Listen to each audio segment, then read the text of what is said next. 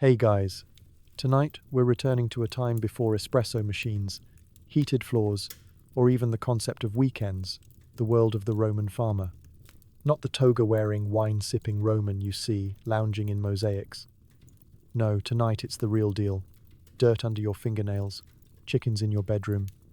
A sunburn so intense it feels personal. This isn't gladiators or senators. This is back-breaking, sun-chasing, grain-harvesting survival. So before you get too comfortable, take a second to like this video and subscribe, but only if you actually enjoy this kind of thing. And leave a comment telling me what time it is for you right now and where you're listening from. It's always fun to see who's falling asleep to ancient suffering. Now, dim those lights, turn on a fan for that soft white noise, and maybe tuck your feet under the covers, because there are mice, probably several, and they're judgmental. Let me ask you this. Ever wondered what it's like to wake up in a bed made of straw, with a goat staring directly into your soul? Would you survive with one pair of sandals, no soap, and a diet that's mostly wine and regrets? How many days could you go without pooping comfortably? Could you carry buckets of olive mash, plough a field by hand, and chase off wolves all before lunch? And more importantly, did Romans know what a vacation was? Or was farming just eternal, sun-drenched purgatory? Well, congratulations.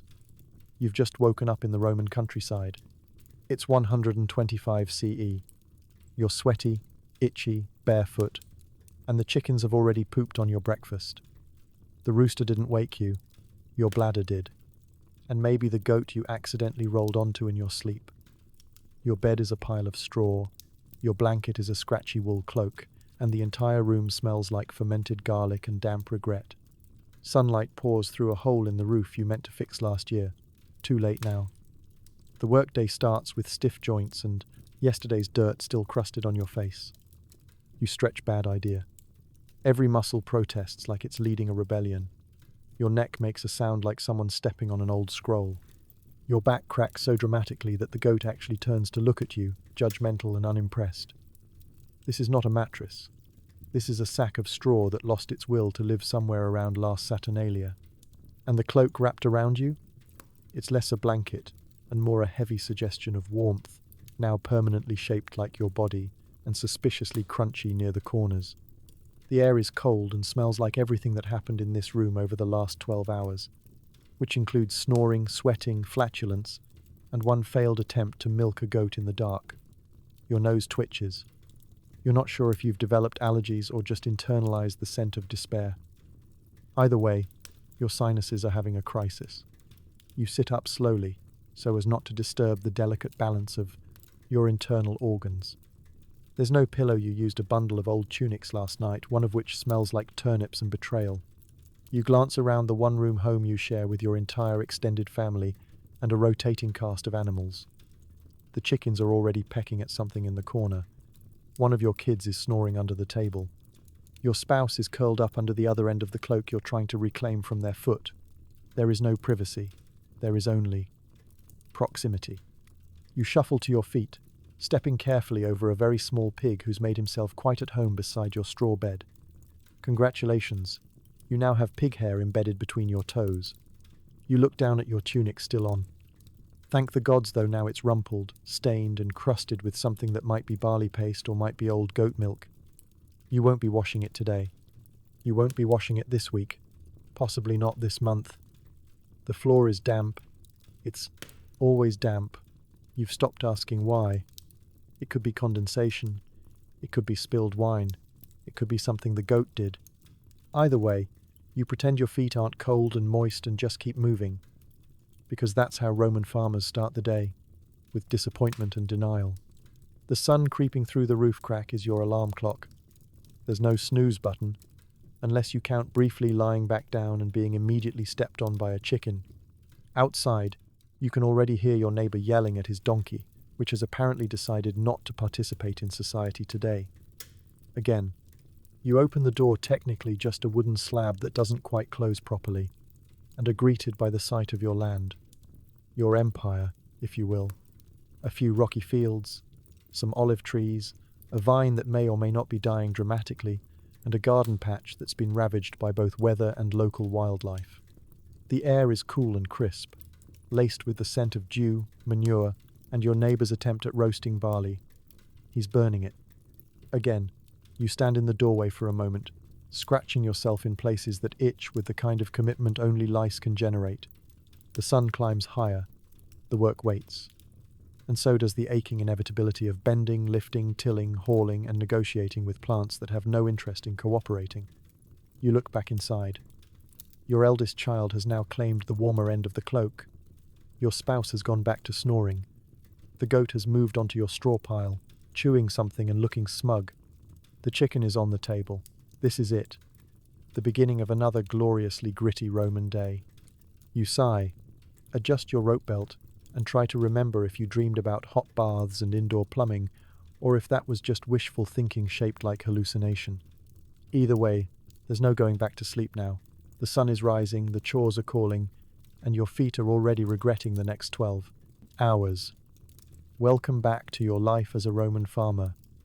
No coffee, no shoes, no peace. Just another day in paradise. Your domus rustica. The countryside house is less villa, more glorified barn. Mud brick walls, a thatched roof, and a floor that's somehow always damp. You share it with your family, 3 chickens, a goat, a suspicious number of spiders, and a wooden statue of Jupiter that smells faintly of mildew. Privacy? Not a thing. The entire household snores like a Roman bathhouse at full capacity. This house wasn't built so much as it was assembled in a rush by someone with access to mud, straw, and maybe 3 nails. The walls are cracked in all the places you wish they weren't, and the roof leaks in all the places that matter. You've stuffed sheep's wool into gaps in the wall to block the wind. It mostly works. Unless the wind is especially determined, in which case you just lie there at night getting personally bullied by the weather. The floor isn't paved. It's not even wood. It's just the earth, packed down by years of feet, hooves, and things you don't talk about. In winter, it turns into mud. In summer, it's dust. In between, it's a sticky, squelchy reminder that you do, in fact, live in a time before concrete. And yes, your feet are always dirty. You've stopped pretending you'll ever feel clean again. Now, about the layout, if you can call it that. 1 room, that's it. 1 multifunctional chamber that serves as bedroom, kitchen, living room, storage closet, barn, and minor religious shrine. You sleep 5 feet from where you cook, 6 inches from where your child dropped a turnip last week, and directly beneath a beam that creaks like it's about to confess to murder. The bed, such as it is just straw on the floor, shared with your spouse, and at least 2 children who kick in their sleep like tiny gladiators. And the animals. Oh, the animals. They are not guests. They are residents. Chickens cluck and flutter around freely, occasionally laying eggs in the firewood or on someone's blanket. One of them has taken to perching on the windowsill, staring into your soul like it's plotting a coup. The goat, of course, believes itself to be family. It eats everything: your tunic, your shoes, your dignity, and bleats directly into your face the moment you try to sleep. You also have a pig. You didn't mean to. It just kind of happened. It wandered in one night during a storm and never left. Now it sleeps under the bench and farts aggressively during dinner. But you're not going to argue. Pigs are valuable, even smelly ones. Hanging above the hearth is your household lararium, a tiny shrine to the household gods. There's a little carved Jupiter figure, eternally stern and mouldy. You light a bit of incense now and then, offering prayers that sound suspiciously like passive-aggressive complaints. Oh, mighty Jupiter, if you could bless us with fewer leaks and slightly less goat urine near the cooking area, that would be great. Lighting, if you're curious, is mostly from the doorway during the day and oil lamps at night. The lamps burn olive oil, which gives everything a lovely warm glow, and a smell that says, "Congratulations, your home is now a salad." There's one window more of a hole, really covered with oiled parchment or thin cloth. It's not there for light. It's there to give the wind somewhere to sneak through dramatically. Storage is whatever you can hang from the ceiling to keep out of reach of rodents, toddlers, or the goat. Your most prized possessions: a cracked pot, a bronze brooch, and a comb with 3 teeth left are kept in a wooden chest that also serves as a bench and occasionally a cutting board. There's no organization system, just vibes. And then, of course, there's the smell. It's complex. A medley of damp straw, old ash, cooked onions, sweaty tunics, animal funk, and faint desperation. If you're lucky, someone spilled lavender oil 2 years ago, and now there's a slightly floral corner near the pile of firewood. Mostly, though, it just smells like life. Messy, loud, unfiltered Roman life. There are no doors inside, just curtain flaps made of old fabric, which are more symbolic than functional. You can hear everything, smell everything, see most things. Privacy is a modern invention. Here, if you want alone time, you go outside and pretend you're looking for kindling. So yes, your house is a clay oven with livestock and mild anxiety, but it's also warm-ish, filled with people who haven't abandoned you yet, and miraculously still standing after that minor earthquake last spring. And really, what more could you ask for? Oh, right, a second room, or a roof that doesn't leak, or a door that keeps the chickens out. But you live in the Roman countryside, so instead you just sigh, pat the pig, and get on with it. You slip into your one and only tunic. It's coarse, unwashed, and stiff in all the wrong places. Romans didn't believe in closets, they believed in wearing the same thing until it disintegrated. Sandals, if you have them, are mostly decorative at this point. You tighten a rope around your waist and pretend it's a belt. Fashion isn't a priority, not dying of exposure is. Let's be clear, this tunic isn't new. It wasn't even new last year. It's made of undyed wool, or maybe linen, if you were lucky enough to inherit the fancy funeral clothes from your cousin, who didn't make it through last winter. It's itchy in places you didn't know could itch. It smells like smoke, salt, and 3 years of hard labor. And it has developed the structural integrity of soggy parchment. And yet, it's still the best thing you own. There are no buttons, no zippers, no stylish neckline. Just a rectangular sack with holes for your arms and head, the fashion equivalent of giving up, but historically accurate. Your armpits are now reunited with their longtime companions. Heat, friction, and a small ecosystem of uninvited insects. There's a hole near your hip you keep meaning to patch, but honestly, what's the point? You tell yourself it's for ventilation. You're lying. Underwear? Maybe. If you've got a linen loincloth, congratulations, you're living the high life. If not, well, then your tunic is doing double duty as both outerwear and a flimsy social contract. And that rope belt? It doesn't hold anything up. It just gives you the illusion of purpose. Maybe even shape, if you squint. You don't have a wardrobe. You are the wardrobe. Romans didn't rotate their outfits. They watched them slowly decompose. Your tunic has been mended, remended, and finally just accepted in its natural frayed state. It's developed character. Holes have names, stains have anniversaries. At this point, you could probably be identified by this tunic alone in a court of law. You glance around at the rest of your household. Everyone else is wearing their own version of yesterday, but worse. Your spouse is pulling on a similar tunic with resigned despair. Your oldest child is still trying to stretch into theirs even though they outgrew it last Saturnalia. The baby? Just dirt and vibes. And now, the shoes. You eye your sandals in the corner. They're made of thin leather straps stretched over soles that could be described as aspirational. One sandal is missing a strap. The other is mostly held together by prayer and wishful thinking. You slip them on anyway. They do nothing to protect your feet from the cold, the mud, or the aggressive personality of Roman gravel. Still, they count as footwear. Technically, for most of the year, you go barefoot. Through fields, thorns, puddles of indeterminate origin, your soles have developed a thick, leathery resistance to nature's attempts at exfoliation. You could step on a bee and not feel it for hours. That's not bragging. That's just rural Roman survival. If the weather's bad, and it always is, you throw on a cloak. It's made from the same scratchy wool as your tunic, only heavier, damper, and imbued with the musky scent of disappointment. You pin it at the shoulder with a crude brooch, which doubles as a status symbol and a potential murder weapon. The cloak is your shield against wind, rain, and judgmental glares from slightly richer farmers. And if it's really cold, you just add another tunic on top of your regular tunic. No one blinks. Layering is the closest thing you have to strategy. But remember, every extra garment means more weight, more itch, and more chances for lice to start a family reunion on your collarbone. Bathing? Not today. Probably not this week. Clothes don't get washed so much as aired out, hung near the fire until they're slightly less damp and slightly more flammable. And when you do try to wash them, it's a half-day ordeal involving buckets, boiling water, and scrubbing with ashes until your hands feel like boiled olives. In Rome, the upper classes parade in spotless togas. You, on the other hand, wear your chores. Your tunic is a resume of physical labor, minor injuries, and run-ins with unruly livestock.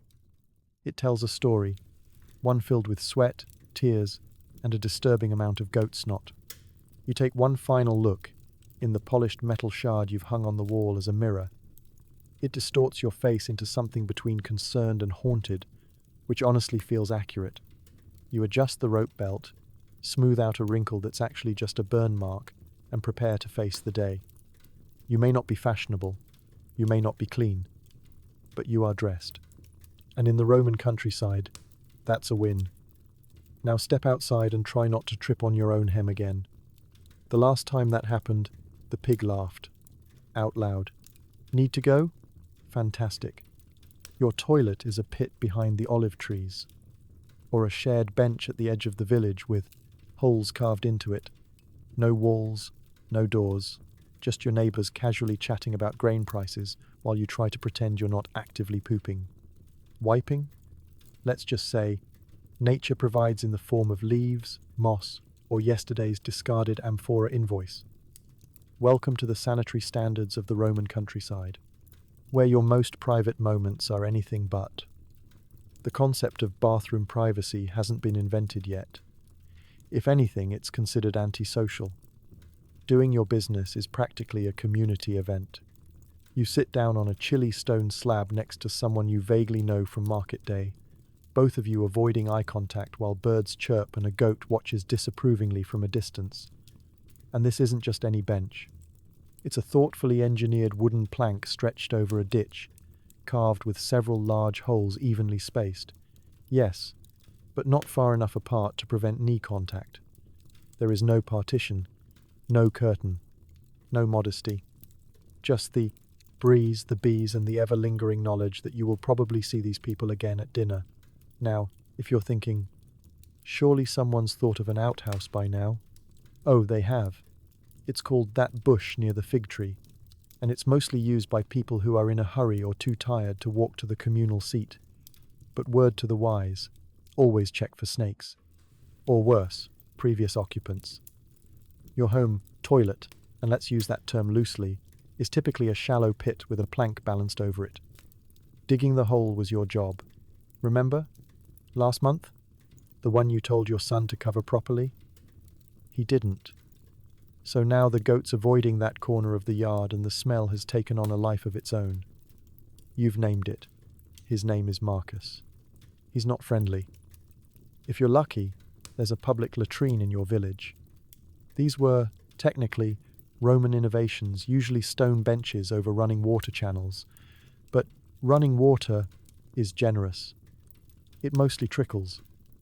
And the trickling sound only adds to the discomfort when you're trying to focus on the task at hand, and the guy next to you keeps trying to tell you about his barley yield. Wiping is where things get creative. You don't have toilet paper. No one does. What you do have is a wide selection of scratchy plant material, leaves if they're in season, moss if it hasn't dried out, a smooth stone if you're feeling lucky, or the classic, a sponge on a stick soaked in vinegar, communal of course, shared by everyone, washed maybe, questionable, always. Sometimes, when you're out of luck and foliage, you improvise with whatever's around. Bark, wool scraps, broken pottery shards. Yes, really. The Romans even had a term for them, tessoria. Think of it like exfoliating, except deeply traumatic, and you will absolutely regret that decision the moment it happens. And then there's the smell. Roman hygiene may be ahead of its time in some ways, but ventilation is not one of them. The latrine smells like exactly what it is, a sun-baked cave of ancient suffering and current gastrointestinal distress.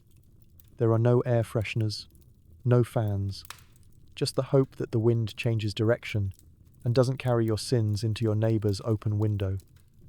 Now imagine being sick with food poisoning, dysentery, or just a stomach that hates barley. There are no privacy breaks, no "I need a moment" signs. You just run, hope the pit isn't already occupied, and do your best to aim while your soul evacuates your body along with your lunch. And should you have to go in the middle of the night, best of luck. There's no indoor plumbing, no torch unless you remembered to light one. Just pitch black fields, suspicious rustling sounds, and the terrifying possibility that you'll accidentally sit on a hedgehog, or worse, slip. The real kicker? You're used to it. Everyone is. You barely blink when your aunt shuffles past, nods, politely, and drops her tunic while launching into a discussion about the upcoming festival. Bodily functions are just part of daily life. You've stopped being embarrassed. You've started grading leaf quality like a sommelier. And just to make things even more surreal, when Roman city folk hear about your rustic bathroom setup, they envy you. Why? Because at least you get fresh air. Their toilets are indoors, sure, but built right next to the kitchen. So while you're waving at birds and shouting, "Don't look," to your neighbor's cow, they're smelling last night's stew while contemplating mortality. So no, Roman bathroom breaks aren't relaxing. They're not private, and they're definitely not clean. But they're reliable in that you'll never forget this experience kind of way. You finish, stand up, adjust your tunic, and walk away like nothing happened, which is how all Romans handle their business, with dignity, denial, and just a touch of moss. Breakfast is simple. Flatbread baked 3 days ago. Maybe an olive, maybe half of one, washed down with watered wine because water alone might kill you. There's no coffee, no fruit smoothie, no protein bar. Just carbs, salt, and vague hunger. You eat sitting on a rock while scratching a mosquito bite and trying not to think about how warm the wine is. There's no such thing as the most important meal of the day in the Roman countryside. Every meal is equally forgettable and nutritionally confusing. Breakfast, if it can even be called that, is less of a celebration and more of a contractual obligation between your stomach and the gods. The goal isn't satisfaction. It's survival with minimal chewing and zero expectations. You pick up your bread. It's stiff. It's dry. It's shaped like a small discus and has the density of a building material.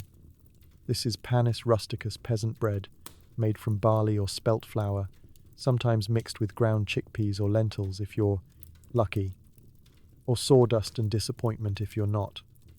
You try to tear it in half and nearly sprain your wrist. This isn't eating, this is training for combat. It's not moldy, technically. It just has texture. You bite into it and a small cloud of flour puffs out like a sad little ghost. It tastes like dryness, regret, and faint echoes of the hearth it was baked on. Still, it fills your stomach. Sort of. Mostly it just sits there like a rock and dares you to digest it.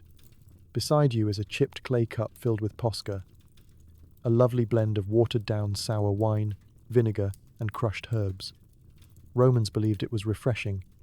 Your mouth disagrees. But the alternative is water from a bucket that may or may not have been shared by a chicken this morning. So you sip, wince, and pretend it's brunch. No one around you is smiling. No one is savoring.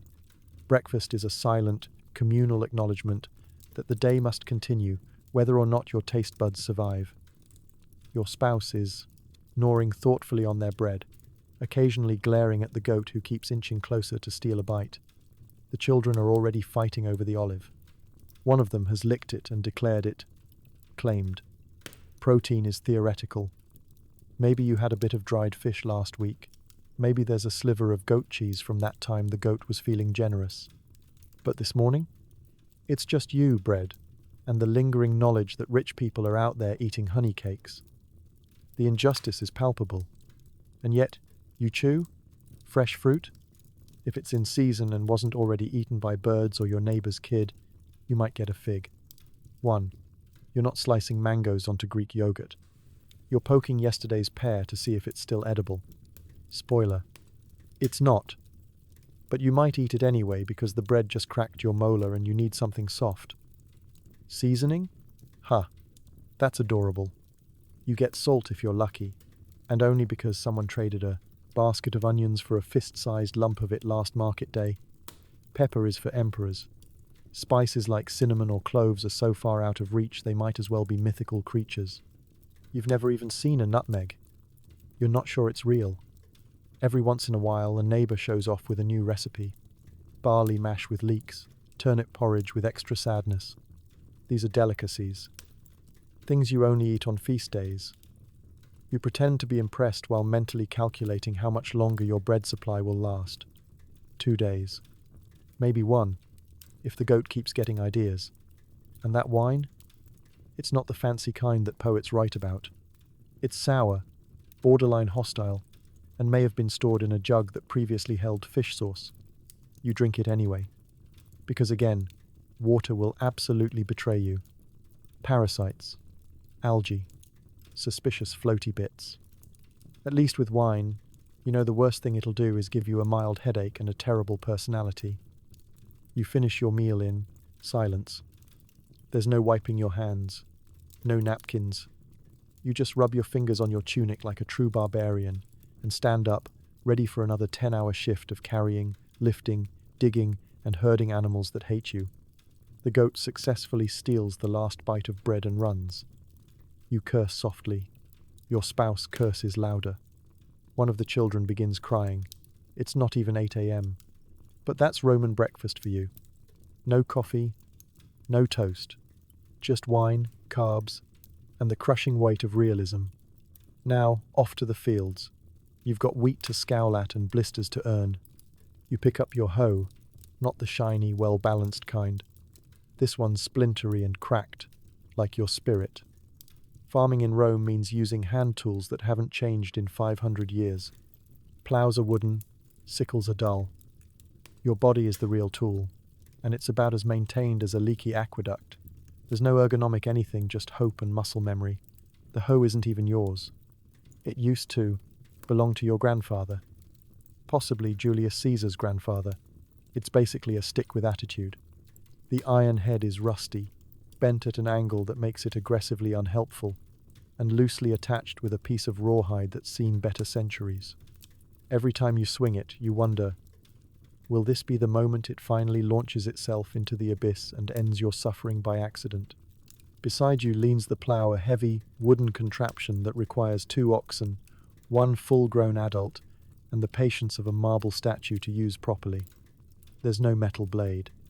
Just a sharpened wooden wedge that squeals against the rocky soil like it's filing its own resignation. Steering it involves gripping both handles and praying to every Roman deity whose name you can remember. Bonus points if you mutter in Latin. That seems to help psychologically, if nothing else. The sickle, used for harvesting grain, is more rust than blade. Its curve is designed to sweep gently through, stalks in theory. In practice it tears, snags, and occasionally flings bits of wheat into your eyes. The handle is wrapped in worn leather, but not well. Every harvest season, you wrap your hand in cloth first so you don't slice your fingers open before you even get to the wheat. Progress. There's also the mattock, which is like a hoe but meaner. It's heavier, more unwieldy, and seems personally offended by soil. You only use it for the tough stuff, digging trenches, breaking up clay, or intimidating your neighbor when he tries to borrow your pig without asking. The pick end has chipped away so many rocks it has a permanent curve, and the wooden handle is warped, like a breadstick that gave up halfway through baking. Other tools include a rake, made from the branch of a tree that had a bad attitude, a pitchfork that doubles as your burglar deterrent, not that you own anything worth stealing, and a basket woven from reeds that constantly leaks whatever you put into it. You also have a grinding stone for processing grain, which weighs approximately the same as your Uncle Gaius after 3 hours at the wine fountain, and carrying it all? That would be you. Your arms, your legs, your back, especially your back. You are the cart, the tractor, the hydraulic lift, and the general labor force of this tiny plot of land. Your spine pops like a xylophone every time you bend over. Your shoulders ache so constantly that you've named them. Pain on the left is Marcus. Pain on the right is also Marcus, but louder. There are no gloves. No safety goggles. No warning labels. Just sharp things, blunt things, and the constant threat of tetanus. You once stepped on a rake and it hit you in the face. You didn't even flinch. You just apologized to it. That's the level of numb acceptance you've achieved. Maintenance? Ha! These tools get maintained once a year during the 2-day window between harvest and winter panic. Sharpening the sickle involves dragging it across a river rock while humming a funeral dirge. Fixing the plough means shouting at it while tying new twine around the part that keeps dislocating. Sometimes you burn the wooden parts to kill termites, and just hope they don't collapse under you mid-plough. And still, with all this medieval madness, the tools sort of work. Not well, not efficiently, but well enough to get the job done. Assuming you don't mind blisters in places you didn't know had skin, you become one with them. The hoe, the plough, the sickle, they're practically extensions of your soul now, splintered, exhausted, and slightly mouldy. Meanwhile, the rich folks in the villa up the hill, they don't touch tools. They point. They supervise. They write poetry about fields they've never stepped in. You, however, are the poetry. You're the sad, aching haiku of agricultural suffering. But here's the thing. These tools, terrible as they are, connect you to something older, something grounded. Your father used them. His father used them. And even though you occasionally curse at the hoe like it personally insulted your mother, it still helps you grow food. It still digs, slices, hauls, and scrapes. It still keeps your family alive. Just barely. So you adjust your grip on the splintery handle, wipe the sweat from your forehead with a sleeve that smells like goat and despair, and get back to work.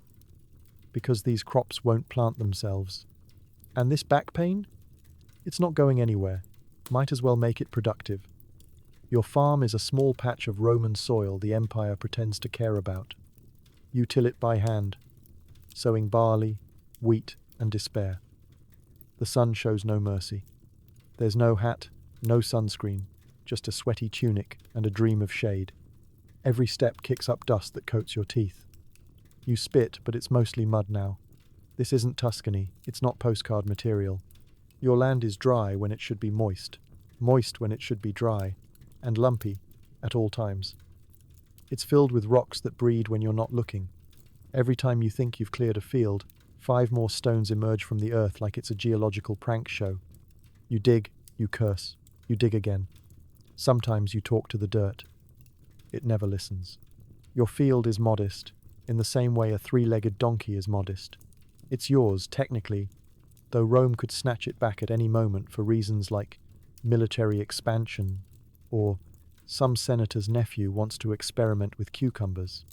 You hold it by the grace of the gods and your tax payments. Mostly your tax payments. There's no irrigation system, just hope. Rain dances are not part of Roman ritual, but out here, no one would blame you for giving it a try. The closest thing to a water source is a shallow well, which sometimes gives water and sometimes just belches and spits up mud. You carry water to your crops, one sloshing amphora at a time, praying not to trip on a root, a chicken, or your own exhaustion. You plant barley, wheat, and maybe some lentils if the gods are feeling generous. Crops that don't require love, just tolerance. You push seeds into the soil with fingers that already hurt, knowing half of them won't make it. The rest will probably get eaten by birds, trampled by livestock, or crushed under a freak hailstorm that appears from nowhere like a sky-based vendetta. You till with a plough dragged by an ox who hates you, and you deserve it, because he's been doing this longer than you have, and he knows the futility of it all. He walks slower every year. You can't blame him. If someone made you drag a log through gravel for 12 hours a day, you'd develop an attitude too. Your tunic, already soaked with sweat, clings to you like regret. There's no breathable fabric. No SPF. just wool, dust, and shame. Your neck burns first, then your arms, then a spot on your ankle you didn't even know could tan. You try to cover your head with a rag. The wind takes it. You let it go. It's better off now. Lunch is bread in your pocket. It's not wrapped in anything, just loose, warm, crumbly, full of pocket lint and a vague taste of whatever else you've touched today. You eat it standing up, chewing slowly while staring at a crow that's just stolen an entire barley stalk. You don't fight it. The crow has won. You bow to the new landowner. Every few hours you pause to wipe the sweat from your eyes with the sleeve of your tunic, which is somehow both damp and crusty. Your face is a canvas of dirt stripes and salt trails. Your lips are dry, your teeth are gritty. You could exfoliate your face just by closing your mouth too fast. Occasionally, your spouse waves at you from the house. It's hard to tell if it's encouragement or pity. Probably both. The kids are supposedly helping but have clearly wandered off to chase frogs or throw pebbles at each other. You're alone with the field, the sun, and your thoughts, which by now have reduced themselves to rhythmic mantras like plant, step, breathe, curse. And just when you think the sun can't possibly get hotter, it does. It leans in closer like it has something to prove. You wonder what shade feels like. You dream about it. You imagine stepping under a tree and not immediately being attacked by wasps. It's a fantasy you return to between rows of barley, right before you trip on another root and nearly kiss the dirt. But here's the thing, despite all this, you keep going, because this is your livelihood. Your stubborn, dusty, heat-blasted little rectangle of empire. You coax food from the ground with cracked hands and gritted teeth. You mutter curses in Latin and plead with the clouds. You've come to understand the land. Not love it, but respect it. In the same way you respect wild animals, faulty ladders, or a sleeping goat warily, but with recognition. You end the day with a backache that sings in three-part harmony, and a face so sunburned it could be used as a warning sign. But the field is sown, the job is done, and tomorrow, you'll do it all again. Because Rome runs on grain, and grain runs on farmers, and farmers run on spite, bread, and sunburns. Mostly sunburns. It's either too dry or too wet. The gods are never happy, and neither are you. Summers bake you. Winters freeze your toes off while still being damp for some reason.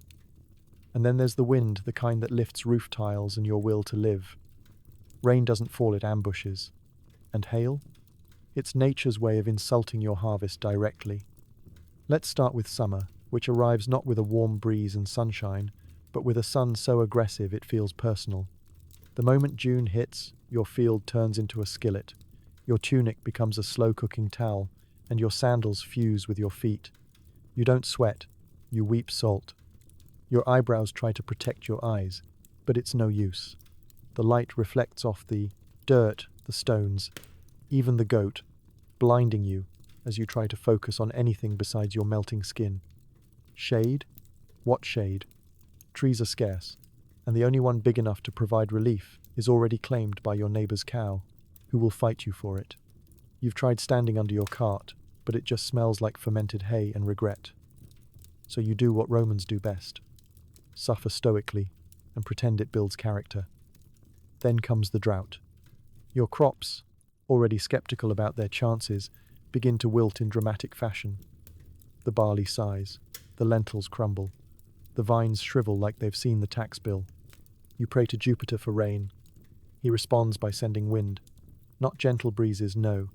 You get the Aquila, Rome's fiercest gusts, which rattle your house, scatter your tools, and make your tunic flap so violently you consider just letting it go and starting a new life as a breeze-blown ghost. And when the drought finally ends, it doesn't end with a nice soft shower. It ends with a deluge so fast and furious it could star in its own chariot racing franchise. Water pours from the heavens like the gods just knocked over a giant amphora. Your field floods. Your sandals squelch. Your chicken coop floats past your house like a tragic parade float. That's when the mud shows up. Not regular mud, Roman peasant mud. It's thick, clings to your ankles like a debt collector, and refuses to let go. You lose a sandal within minutes. Then your patience. Then, quite possibly, a child.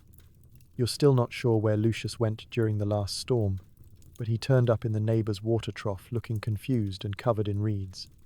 And just when things are starting to stabilize, when you think, maybe you'll get one decent growing season, that's when nature laughs and sends in the bugs. Ah yes, the locusts. Locusts arrive like a divine prank. 1 minute you're admiring your nearly ripe barley.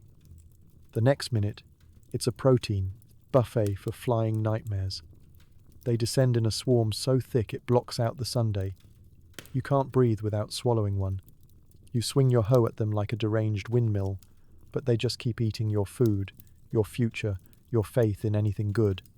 The goat tries to help. He fails. You try to scare them off with smoke, clanging pots, or loud shouting in Latin. They are unimpressed. One lands on your nose and stares at you. You cry. Not because of the locust, but because you just remembered how long it took to plant those lentils. Winter, of course, is no better. It's cold, bone-deep cold. But somehow everything is still wet. Your house leaks. Your tunic never dries. Your toes go numb before sunrise and stay that way until March. You huddle by the hearth with a damp blanket and wonder how people ever thought Italy had a mild climate. Mild for whom? Rich senators in heated villas? Certainly not for you, soaked and sniffling in a tunic that smells like smoke and mildew. And don't forget the hail, the god's favorite insult. Hailstones fall like vengeful marbles, battering your crops, your roof, and your soul. Your best hope is to run outside and try to cover the grain with your own body. It doesn't work. You end up bruised, wet, and emotionally damaged. Spring is the season of false hope. A warm breeze, a few green shoots, maybe a good omen or two, only for a surprise frost to arrive in the night and assassinate your entire bean crop like a cold-blooded gladiator in a salad arena. So yes, the Roman countryside has weather, but not the friendly kind. The weather here has personality, vindictive personality. It's less a climate and more a long, drawn-out cosmic test to see how far a human can bend before they break. And you? You bend. You curse. You wipe the sweat from your eyes in summer and the frost from your nose in winter. You plant. You pray. You survive. And when the storm finally passes, you stand in the doorway of your mud brick house, soaked to the tunic, holding a broken hoe, watching a chicken float by. Just another day of weather in the Roman Empire. Rats in the grain, mice in your bed, flies in your nose. Your life is a parade of creatures who refuse to pay rent. Lice, fleas, and ticks come standard with every tunic. And the worst part? You're used to it. You slap lazily at your leg while reciting prayers to Mars, hoping this year's infestation doesn't bite anything important. It starts with a scurrying sound in the walls, a gentle reminder that your house is also a rodent playground. Mice live in the thatch above your bed, tossing grain kernels like confetti and squeaking like they're arguing over who gets the top bunk. The rats are bolder. They waddle into the grain jar like they own it, make eye contact, and then poop dramatically before leaving. You've named one of them Rufus. He's huge, aggressive, and probably taxable at this point. You tried trapping them. Once. It didn't work. The trap caught your thumb. The rat watched the whole thing and looked disappointed in your performance. You've since accepted that they are here to stay. It's less infestation and more roommate situation. You're not sure who owns the house anymore. Honestly, Rufus has stronger leadership skills than most of your village council. Then there are the fleas, those tiny, bounding nightmares that treat your ankles like a buffet. You can't see them, but you know they're there, especially around the time your legs start twitching involuntarily from the constant biting. Fleas don't care how clean you are. Not that you are clean bathing is seasonal and more ceremonial than effective. They live in your bedding, your tunic folds, your goat. You gave up counting flea bites somewhere around 40. Your skin is basically braille at this point. Lice are their own form of psychological warfare. They live in your hair, hatch in your scalp, and throw tiny, itchy parties day and night. Everyone has them. Everyone scratches. You've seen respected elders mid-sentence stop to dig through their hair like they're searching for divine inspiration. There are treatments, oil, vinegar, curses, but none of them really work. You shave your head, and they just migrate to your eyebrows. They're unstoppable, like small, itchy senators. And ticks, oh the ticks, silent, slow, malevolent. They attach themselves quietly, drink your blood without asking, and leave you wondering if that weird lump on your leg is a bite or the beginning of your next major medical event. You check your limbs daily, and by check, we mean panic. Scratch everything that looks even remotely raised. Then you have the flies, the buzzing, the landing, the endless circling of your food, face, and dignity. They arrive with the heat and refuse to leave until frost or divine intervention. They breed in the animal waste, the rotting fruit, the grain pile, your neighbor's sock, anything really. You swat them constantly, and they laugh. They always return, usually bringing 3 friends and a horrible sense of entitlement. If you're lucky enough to store food, congratulations, you've just opened an insect buffet. Weevils in your flour, beetles in your lentils, moth larvae in your dried figs. You know it's bad when you stir a pot of porridge and something waves back. At some point, you simply stop asking what's in the food. You just eat, chew fast, and hope the protein evens out. Outside isn't much better. The fields are crawling with creatures that hate you. Aphids suck your crops dry. Caterpillars munch like tiny barbarians. Grasshoppers leap out of the barley like they're being evicted and take it personally. You try to pick them off, one by one, and immediately get overwhelmed. You tried yelling once. That also didn't work. And then, of course, there's the wasp. Just one. Always one. It appears during every meal, like it's checking the guest list. It hovers. It waits. It lands directly on your bread and dares you to react. You do nothing. You let it have the bread. The wasp wins again. Mosquitoes round out the collection of daily tormentors. They come at dusk, when you've finally stopped sweating and dared to feel peace. Their tiny whines surround your ears like angry whispers. You swat at them and hit your own face. Repeatedly. They leave you with itchy welts and existential questions. But the worst part of all, you've adapted. You've become a walking ecosystem. Your tunic is less clothing and more habitat.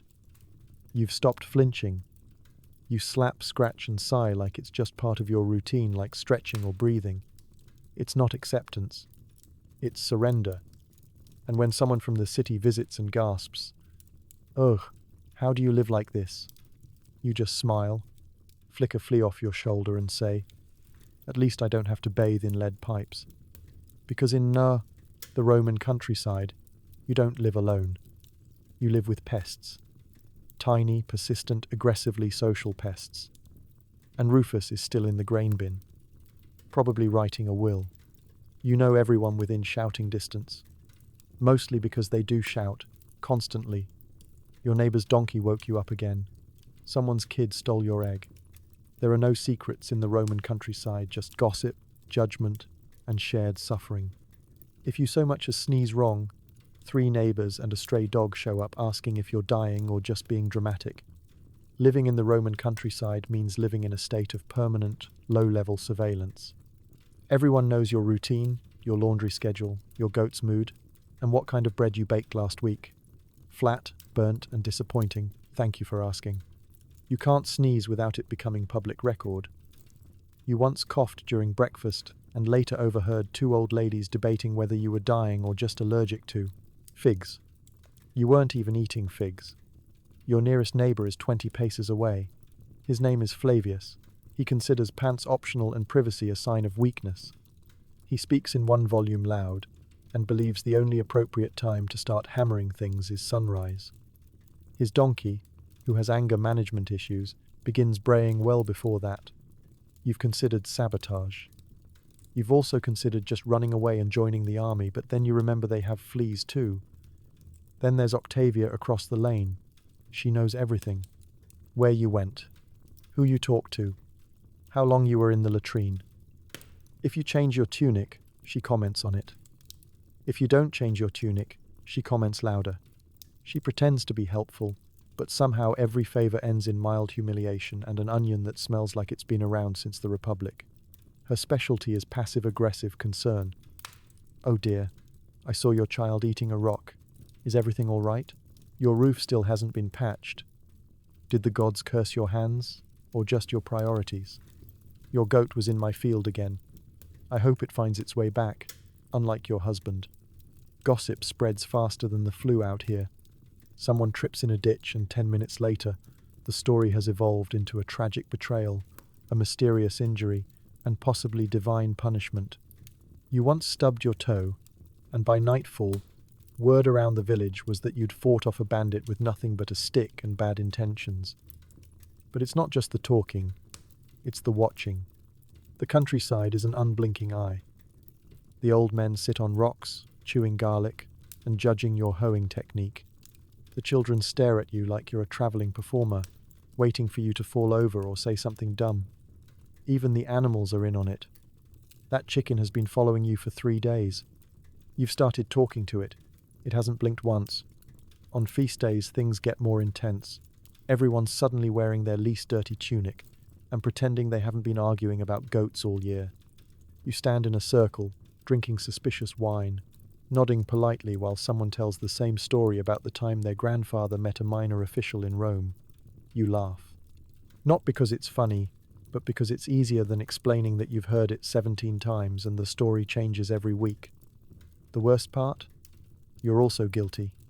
You are a nosy neighbor.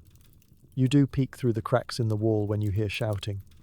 You do listen when someone walks past your window talking about whose chicken laid an egg shaped like Neptune, because there's nothing else to do. Entertainment is homemade. So are the scandals. And frankly, you're invested. When you see someone dragging a broken cart down the road, you immediately begin crafting theories. Was it sabotage? A drunk ox? A cursed wheel? You consider asking, but it's more fun to guess. Then you pass it on, just casually. Did you hear about the cart? I'm not saying it was Flavius's fault, but I did hear his donkey's been acting possessed. Despite all the chaos, you wouldn't trade it. Because when things go wrong, and they do, your neighbors are the first ones there. Roof collapse? They're helping you rebuild. Lost a sheep? They're forming a search party. Illness? They bring soup. Probably garlic-based. Possibly cursed. But it's something.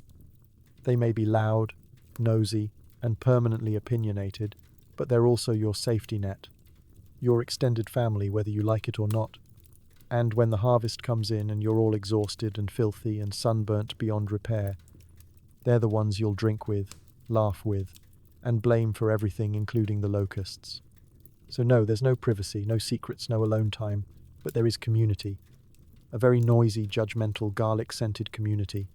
And you're stuck with them. Forever.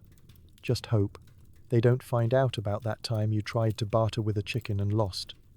It's the middle of the day. You're drenched in sweat and rewarded with more bread. Maybe a smear of olive paste if you're fancy. A drizzle of garum fermented fish sauce adds flavor and tears. There's no sandwich, no sweet treat. Just salt, chewiness, and another cup of tepid wine to wash down the disappointment. This is your lunch break, a ritual of resigned chewing beneath a blazing sun, sitting on a rock that's somehow hotter than the surface of Vulcan's forge. You stare at your food with the hollow gaze of someone who knows this exact meal has happened every day for months and will continue every day until you die or invent tomatoes. Spoiler, not yet discovered. The bread is flatter now, not because of any change in recipe, but because you've been storing it under a pile of tools since yesterday. It's acquired a dent from your hoe, and the flavor profile of dried sweat and barley dust. Still, it's edible, technically. You gnaw on it while mentally composing an angry letter to the gods that you'll never send, mostly because writing materials are expensive and you're still bitter about the last thunderstorm. Next, the olive paste. It's gritty, salty, and suspiciously tangy. Was it supposed to be that tangy? No one knows. You spread it across the bread with your thumb, because knives are for the wealthy, and you've already bent your only spoon trying to chip ice off your neighbor's wine jug last Saturnalia. The paste adds moisture, if not joy. And then there's garum, sweet, tangy, fermented fish sauce. The Romans love it. They put it on everything. Meat, vegetables, even fruit if they're feeling daring. You add a few drops to your bread, immediately regret it, and try to convince yourself it's an acquired taste. It isn't. It's a cry for help in liquid form. Garum is made by packing fish intestines into a clay pot with salt and letting it rot in the sun until it transforms into something that technically won't kill you. It smells like betrayal and old dreams. You've stopped asking how it's made. You just pray it doesn't touch your tunic because the scent never comes out. Not even Jupiter can help with that. Sometimes you get lucky and have a pickled onion or a few dried figs to go with your meal. Today is not one of those days. Today is bread, paste, and despair. Your neighbor, Flavius, claims he once had a roasted dormouse during lunch. You're not sure if that's true or if he's just flexing. Either way, you're too tired to care. Your wine, if we can call it that, is lukewarm and vaguely vinegary. It's been sitting in the sun since sunrise, which gives it the robust flavor of sadness and clay jug. You take a sip, make the face of someone confronting their life choices, and swallow, barely. The alternative is water, which, as established, is essentially a gamble with cholera. You glance around. Others are doing the same thing. A few sit in silence, chewing mechanically. One person is swatting flies with a piece of old parchment. Another is trying to eat in peace while a goat makes slow, aggressive eye contact with their bread. Even the flies seem disinterested in your lunch. That's how you know it's bad. And yet, somehow, this is the best part of your day. You're sitting, you're not lifting anything, your hands are briefly empty. You can breathe even if that breath smells like salted fish ghosts and your own exhaustion.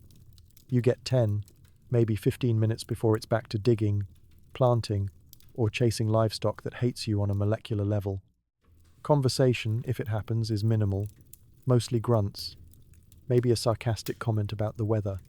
If someone offers you a fig, you consider marrying them. That's how powerful lunch is, not because of the food, but because of what it represents. A brief, fleeting moment where no one expects anything from you, except maybe to pass the garum. You finish the last bite of your brick-shaped bread and stare into the middle distance, letting your brain shut down for a moment. A dog wanders past, eyeing your crumbs. You don't shoo it away. If anything, you feel a deep kinship. You and the dog are both just trying to survive one weird meal at a time. Lunch ends when someone stands up and groans loud enough to signal defeat. You sigh, wipe your fingers on your already dirty tunic, and rise to your feet. You feel heavier than before, not because the meal was filling, but because your spirit briefly tasted freedom and now must return to toil. And so, with olive paste on your lip and fish sauce in your soul, you walk back toward the fields, ready to wrestle wheat and contemplate your life choices. Bon appetit, ancient style. Your kids start working before they know what play means. They feed animals, gather kindling, and accidentally start fires. There's no school, just chores. They're barefoot, sunburnt, and learning to curse in Latin from watching you chase runaway goats. Childhood is mostly just unpaid labor with bonus splinters.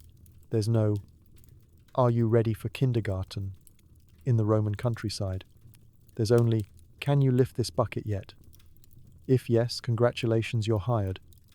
If not, try again tomorrow. There are no gap years, no toy chests, and certainly no after-school snacks. Just a tiny human with a stick, and enough curiosity to accidentally poison the goat, again. Your eldest is 7, which makes them middle management. They're in charge of the younger ones, which mostly means yelling a lot and pretending they understand how chickens work. Your youngest is still learning to walk, but has already tried to eat dirt, drink from the pig trough, and climb the olive tree using only spite and knees. Tasks for your mini-minions include fetching water, a process that sounds simple until you realize the well is a 15-minute walk and the bucket weighs more than they do. They always spill half, or drop the whole thing and then cry while the chickens drink from it. Again, other jobs include feeding the animals, wrong food, sweeping the house into the corner, and collecting firewood, which they then try to set on fire immediately because it looked cold. You've had to explain, several times, that a lit torch is not a toy, nor is a sharp stick, nor is the goat's tail, which has become a favorite target for tug-of-war. They do learn, in their own chaotic way. You taught your middle child how to sort lentils from rocks. It took 3 weeks, and you still bite something crunchy occasionally, but they're proud. Your second youngest once caught a mouse, unprompted, and declared themselves a warrior. You did not correct them. You gave them half a fig and a standing ovation. And they're observant, dangerously so. They mimic everything. Your gait, your hand gestures, your exasperated sigh when the plough breaks. Again. The other day, you heard your 4-year-old mutter, "By Jupiter's crusty sandals," when the dog knocked over the amphora. You were both proud and concerned, mostly proud. Their clothing is minimal. Tunics, if they're lucky.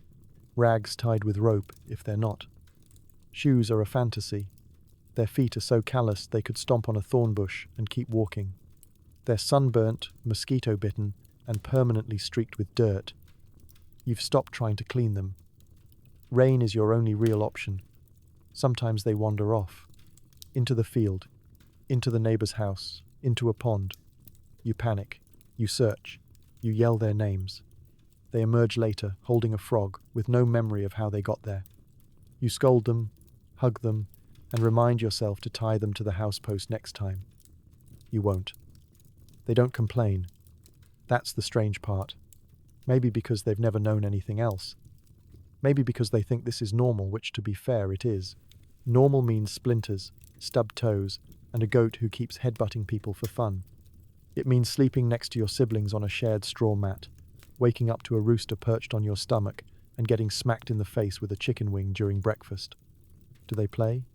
Technically, yes. Games include throw this rock as far as possible, chase the pig until someone cries, and pretend to be dead until someone checks. There's also a version of tag that involves sticks, and a complicated game of who stole my fig that always ends in tears and no fig. They're loud, always sticky, and constantly asking questions. Why is the moon following us? Why do cows make that sound? Why can't I ride the ox? Answer, because the ox hates you and has rights.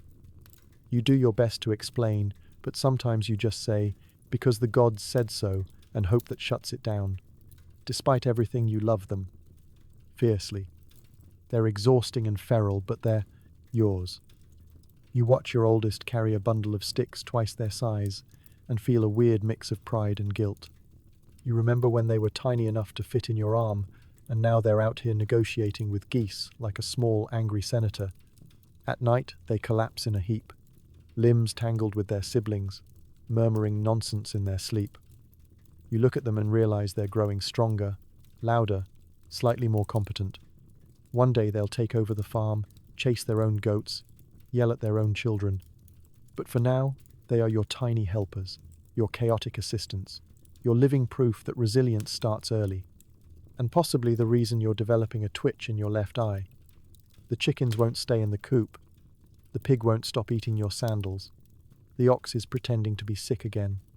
Your animals are essential and fully aware of how much you need them. Every day is a delicate balance of feeding, chasing, and begging them not to die before you can trade them for grain. Let's start with the chickens. They are, in theory, the most manageable animals on your tiny Roman farm. In practice, they are anarchists with wings. You built a coop, a nice one, even using leftover timber and hope. They saw it. They examined it. They rejected it. Now they sleep wherever they feel like.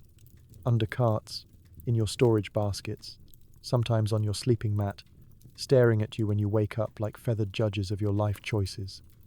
They don't lay eggs in one place. That would be too easy. No, they hide them in corners, in hay piles, under your laundry. It's an egg hunt every day, only you're exhausted. It's 6 a.m., and the prize is breakfast or disappointment. The rooster, meanwhile, sees himself as a warrior poet. He crows long before dawn and fights anything that moves. He once chased your neighbor's dog off the property. He also pecks your ankles. Frequently. Then there's the pig. You got him for scraps. And he returns the favor by devouring everything that isn't nailed down and some things that are. He once ate an entire tunic. You watched. He made eye contact the whole time. You've tried building a fence. He burrowed under it. You tied him up. He untied himself. You tried reasoning with him. He farted and walked away. He's more pet than livestock at this point, though the plan is still to trade or eat him someday. You tell yourself that. But then he snorts, flops in the mud, and wiggles with joy, and suddenly you're scratching behind his ears and saying things like, maybe next Saturnalia. The goats are worse. Goats are chaos in fur form. They eat everything: bark, rope, clothes, your tax documents. They jump on roofs, kick over water jars, and have a look in their eyes that says they know something you don't. One of yours, Claudia, has taken a personal vendetta against your olive tree. Every time you shoo her away, she waits until you're not looking, and headbutts the trunk like she's trying to summon war. Your sheep are marginally less awful, but only because they move slowly and give up easily. They're mostly fluff and anxiety. They bleat at everything: the wind, the sun, their own shadows. You shear them once a year, a process that leaves everyone involved emotionally scarred and covered in lanolin. The wool is valuable, but you lose a part of your soul each time. Then there's your ox, your prized possession and biggest liar. He is the engine of your farm, the muscle behind your plough, and also a drama queen. When he doesn't feel like working, he fakes injuries, he limps, he groans. He makes direct eye contact while slowly sitting down like a toddler refusing to go to bed. You've had the village elder examine him 3 times. The verdict? He's fine, just doesn't like you. Feeding them is a logistical nightmare. You haul hay, mix scraps, refill troughs. They knock the troughs over immediately. Watering them means multiple trips to the well while the goat tries to drink from the bucket mid-pour. You once dropped a whole amphora on your foot because a chicken ran between your legs. You didn't cry, but you did consider a new religion. And yet they're everything. They pull your tools, they fertilize your fields, they produce your eggs, milk, wool, and most of your headaches. Without them, you're just a person standing in a field, shouting at nothing. At least when you shout now, something occasionally shouts back. Despite their attitude problems, they know the rhythms of your life. They sense when storms are coming. They gather when you sing, badly, while mucking the pen. You've seen the ox nuzzle your youngest child, and the goat stand protectively beside the sleeping pig. You've also seen them all panic because someone sneezed, but still they're yours. They may be loud, moody, stubborn, and flatulent, but they are your companions in the great Roman peasant experience. You love them. Mostly. Sometimes. Just not when the pig is chewing your sandal again. You pray before planting. You sacrifice during the harvest. You whisper to household spirits and offer burnt barley to Saturn. And still, the crops fail. The gods aren't ignoring you, they're laughing. Superstition isn't a belief system. It's insurance. If the wheat fails, you need someone to blame, preferably not yourself.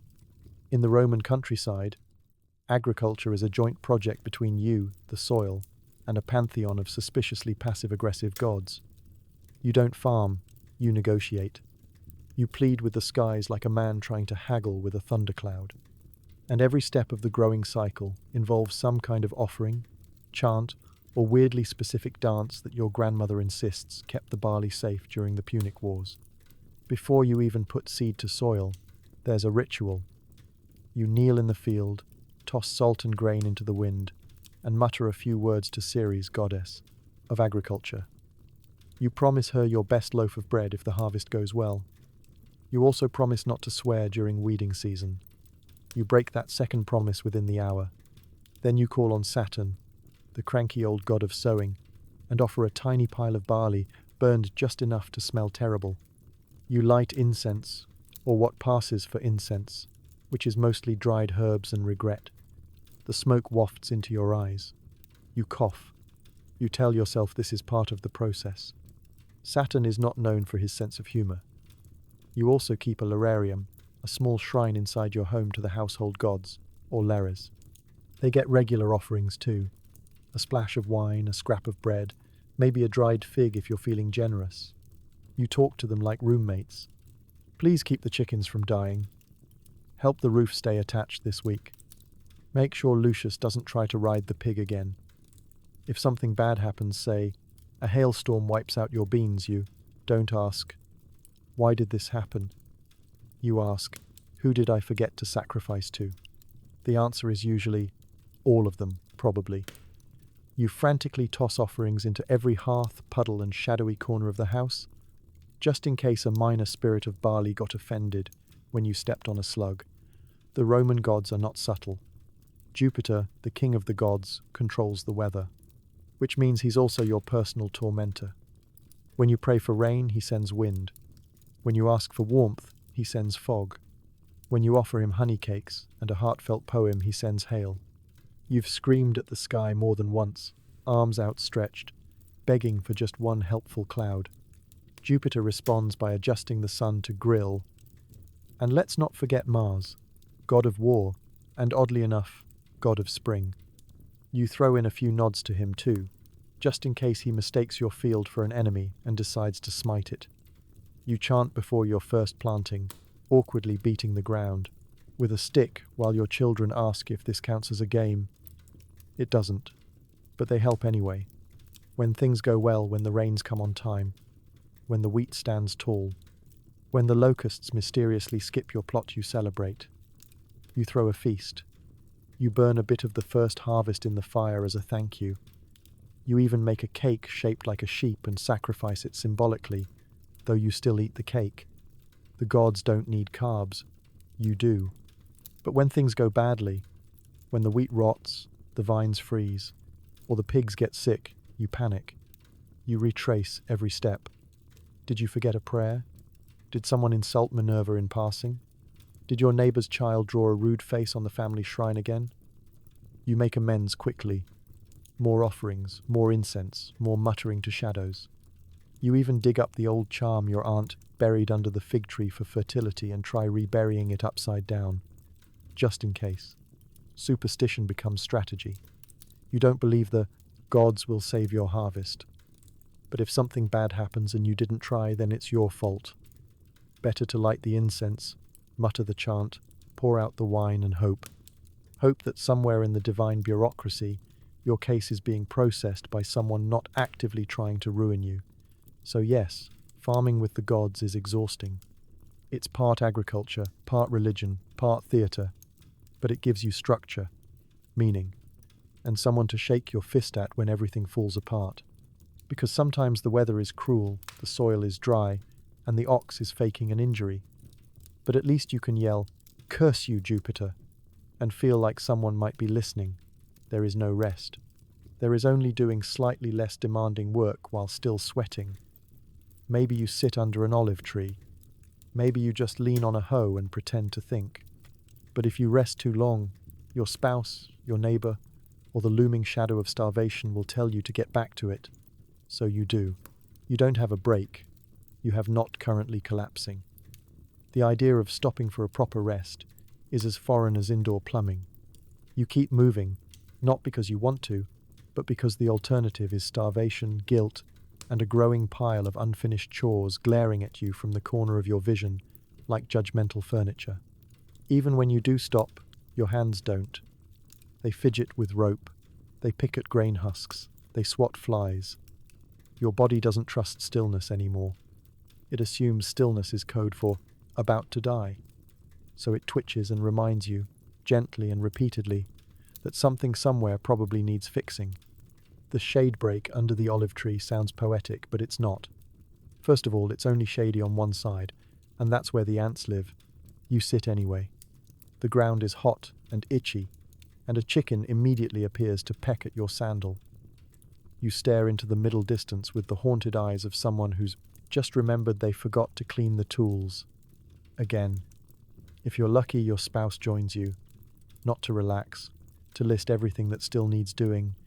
Did you sharpen the sickle? Did you tie up the fence? Did you check on the pig? You know the pig's been looking at me funny again. You nod, grunt something vague, and wonder how much trouble you'd be in if you accidentally took a nap right here, in the dirt, with one eye open, like a Roman possum. The problem is, everything on the farm is urgent. There's no such thing as, I'll do it later. Later is a luxury. Later is when the chickens have run off, the goats have escaped, and Jupiter's decided your wheat needs a lightning bolt.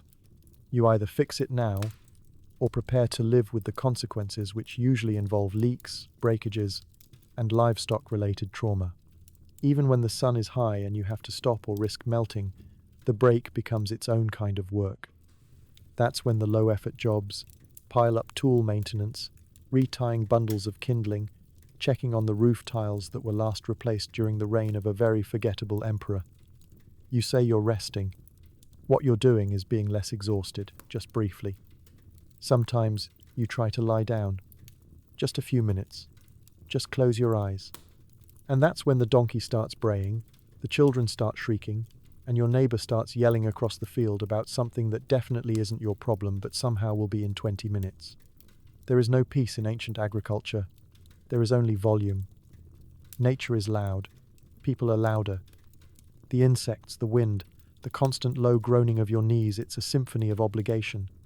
You could try hiding, but you live in a house with no doors and a roof made of ambition. Privacy is theoretical.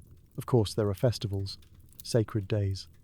Saturnalia, Floralia, the occasional harvest celebration where people drink too much and pretend they're not, covered in manure. But those are special days. Days where the gods allow you to get tipsy on bad wine, sing embarrassing songs, and fall asleep in a ditch without shame. Unfortunately, today is not one of those days. Today is just normal, which means resting is a guilty pleasure. Even sitting too long invites commentary. Someone walks by and mutters, "Must be nice," which is the Roman countryside version of a passive-aggressive email.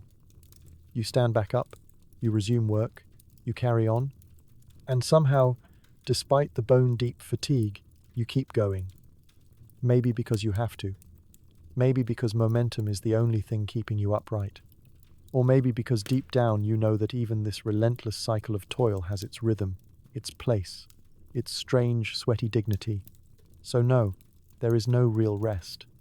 There is no hammock, no lemonade, no gentle breeze, while a lyre plays softly in the background. There is only you, your hoe, the sun, and a half-eaten olive pit in your pocket. But for just a moment while leaning on your tool, blinking slowly under the tree, you catch a breath. And in ancient Rome, that's the closest thing to luxury you're ever going to get. Dinner is pottage. A gloopy stew of grains, onions, and something that used to be a turnip. It's warm, but that's its only redeeming quality. Everyone eats in silence, mostly because chewing takes energy, and you've got none left. You stare at your bowl and wonder if the empire will ever invent butter. Pottage is a catch-all meal, which is a polite way of saying, everything we couldn't eat for breakfast or lunch, reheated until it gives up. It's thick, it's beige, it bubbles in a way that makes you slightly nervous. And yet, it's the most nourishing thing you've eaten all day.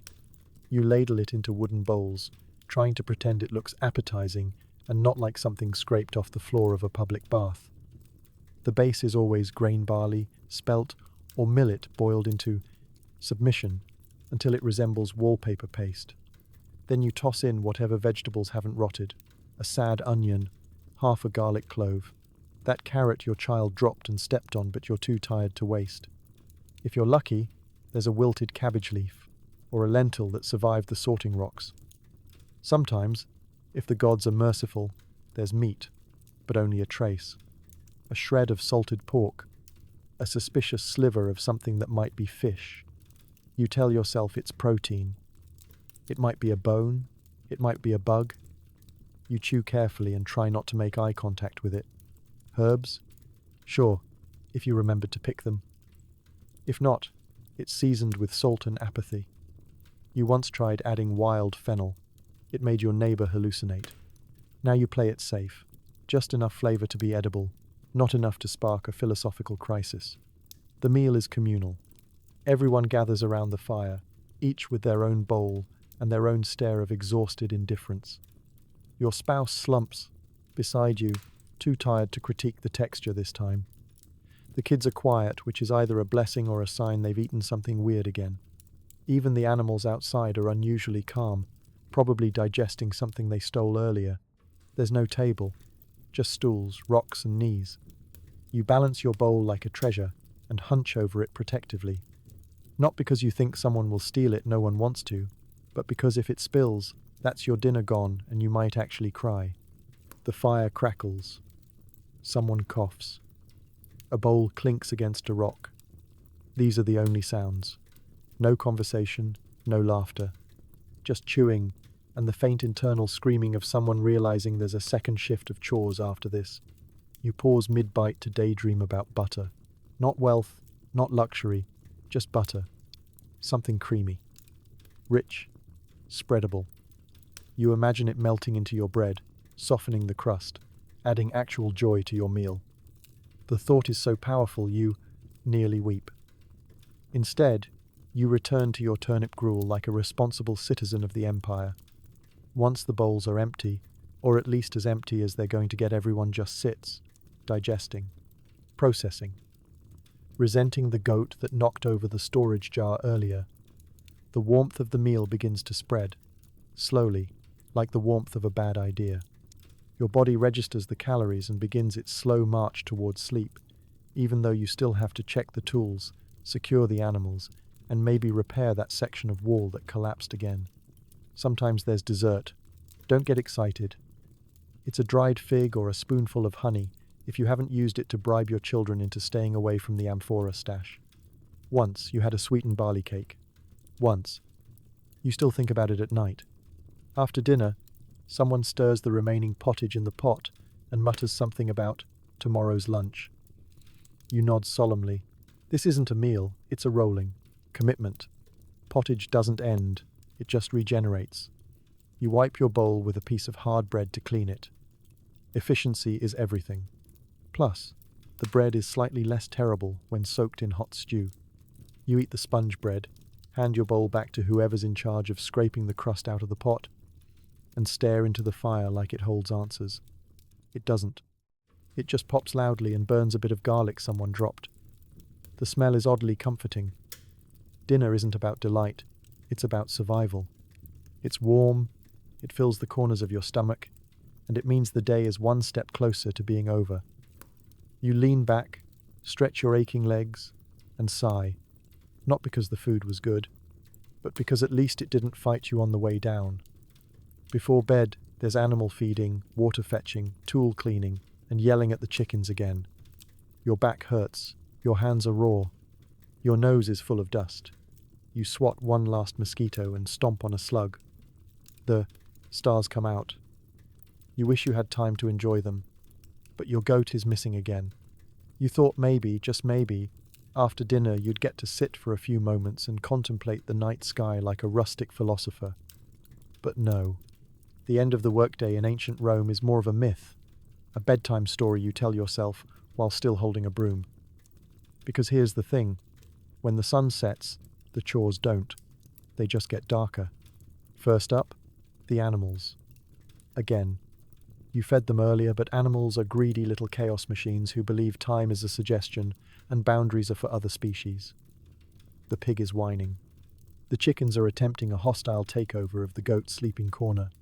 The ox has that look in its eye, the one that says, I could lie down in this exact spot and ruin your whole evening. You toss a few handfuls of grain into the coop, narrowly missing a hen who has zero respect for personal space. She squawks indignantly like you're the one who chose to build her a coop made of sticks and wishful thinking. The goat is indeed missing. Again, you do a quick patrol around the house with a lantern that smokes more than it shines. No goat. You check behind the shed. No goat. You peer into the bushes near the path, whispering sweet threats under your breath. Eventually, you find her halfway up a rock wall, chewing on your laundry like it owes her money. You drag her back to the enclosure while she makes dramatic noises of protest, like she's the one being inconvenienced. You lock the gate. She gives you a look that says, you'll regret this. And you will. Next. Water. You need it for the morning, and there's no magical tap waiting to assist. Just you, a wooden bucket, and a 10-minute walk to the well. The path is rocky, unlit, and suspiciously slippery, as though Jupiter personally oils it after sundown. At the well, you draw water while swatting away a constellation of nocturnal bugs with your free hand. You fill the bucket, spill some, sigh, and hoist it like you're auditioning for an early retirement via hernia. The walk back is slower, heavier. You consider how nice it would be if just once someone fetched you instead. Back at the house, there's still more to do. You have to clean the tools, or, as you like to call it, getting splinters while questioning your life choices. The sickle needs wiping. The hoe is clogged with mud that's now a hardened clump of geological defiance. You sit on a rock, rubbing things down with a rag that used to be a tunic, while your knees pop like bad musical instruments. Your hands are covered in dirt, your fingernails look like you clawed your way out of a grave, and your back makes creaking noises every time you twist. You are, medically speaking, 70% ache and 30% determination. Then there's the evening sweep, which is mostly symbolic. The house is made of mud brick and has more holes than the Senate's logic. But still, you sweep. Not because it changes anything, but because if you don't, tomorrow morning your foot will find the one piece of jagged pottery left behind, probably before sunrise, probably barefoot. By now, the stars are truly out. You see them, faintly, through the smoky air and the gap in your roof that you keep meaning to fix. They twinkle with the cold beauty of a world that doesn't have to muck out its own animals. For a moment, you pause. You breathe in the night air, cool, earthy, slightly tinged with manure. It's quiet, finally. The animals have settled. The kids are asleep, sprawled across the straw like tiny gremlins. The fire is low, and you're still upright, barely. You scrape the last of the mud off your sandals, pat the pig goodnight. He grunts in approval or protest unclear, and stretch your arms until your shoulder audibly gives up. That's your sign. Chores are done. Mostly. Probably. Unless the goat escapes again, which she will. But for now, you've earned your sleep. Even if your bed is straw, your blanket is itchy, and the room still smells faintly of boiled turnip and disappointment. Good night, farmer. You've survived the day again. You collapse into your bed, which is straw stuffed into a cloth sack, and suspiciously damp. The kids are already snoring. The goat is back. Someone farted. You pull a rough blanket over your shoulders, and thank the gods you're not rich they have to deal with taxes. You just have to deal with fleas. The sack of straw creaks and crackles beneath you like you've laid down on a pile of judgmental popcorn. It's not soft, it's not level, it's not dry, but it is horizontal, and after 14 hours of being upright, that's good enough. You wiggle your legs into a position that doesn't poke your thighs with twigs.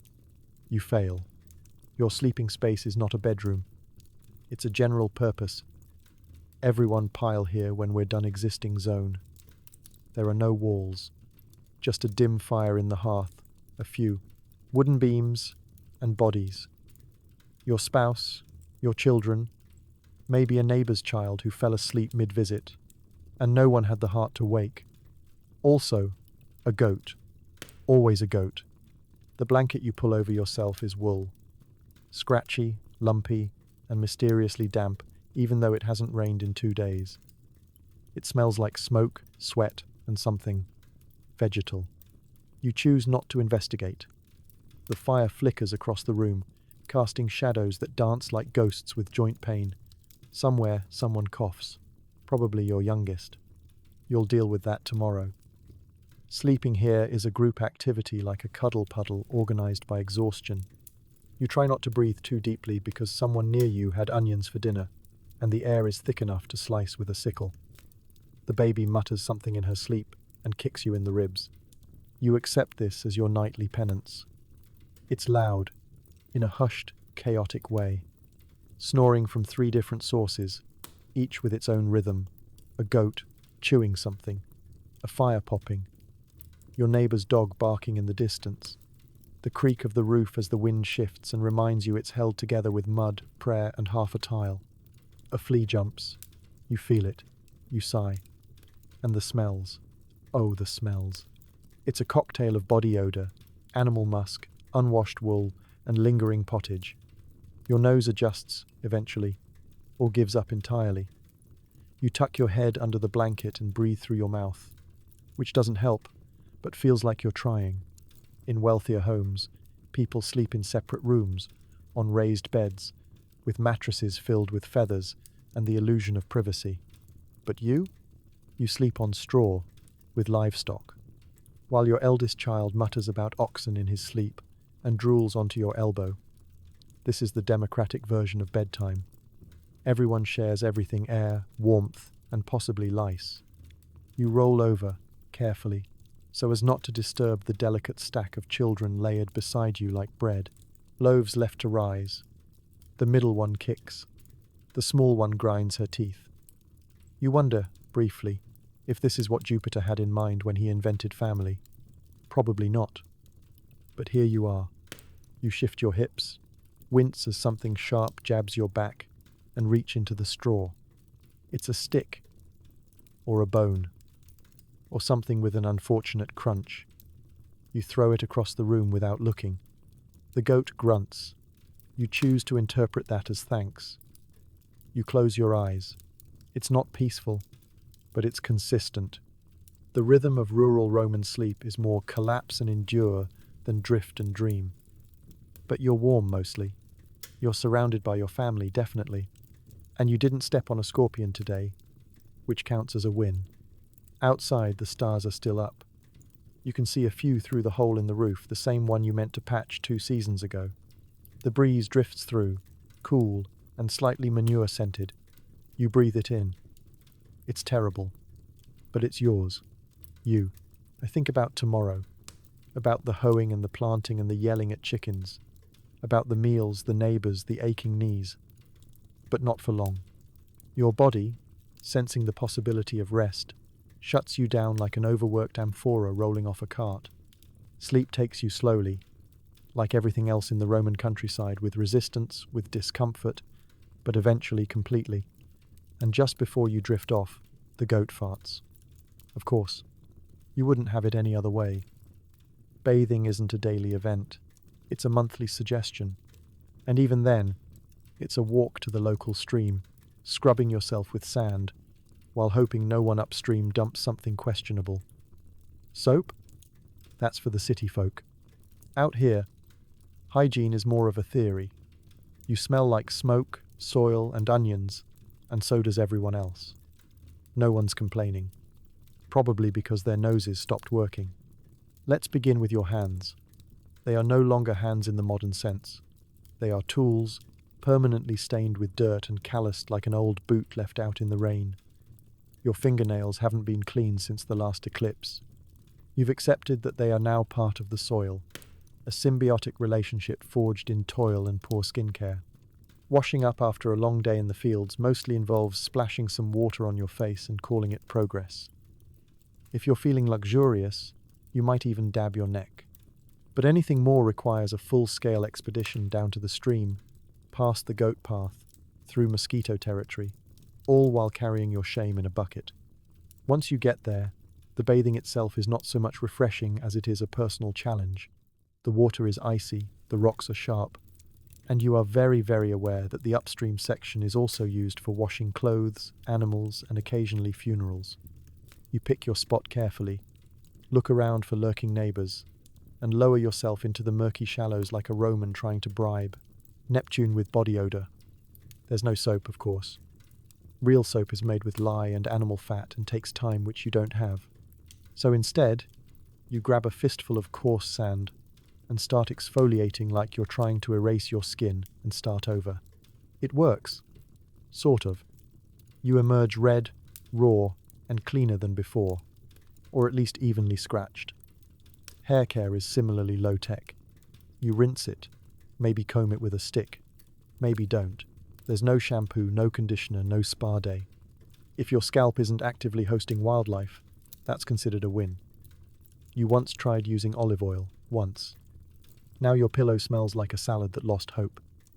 For most people, hygiene is performative. You rinse when the neighbors are watching. You scrub your hands before rituals, You toss herbs into the fire to make the house smell clean, even if no actual cleaning occurred. It's all very ceremonial, like pretending your tunic isn't 3 weeks past its last wash.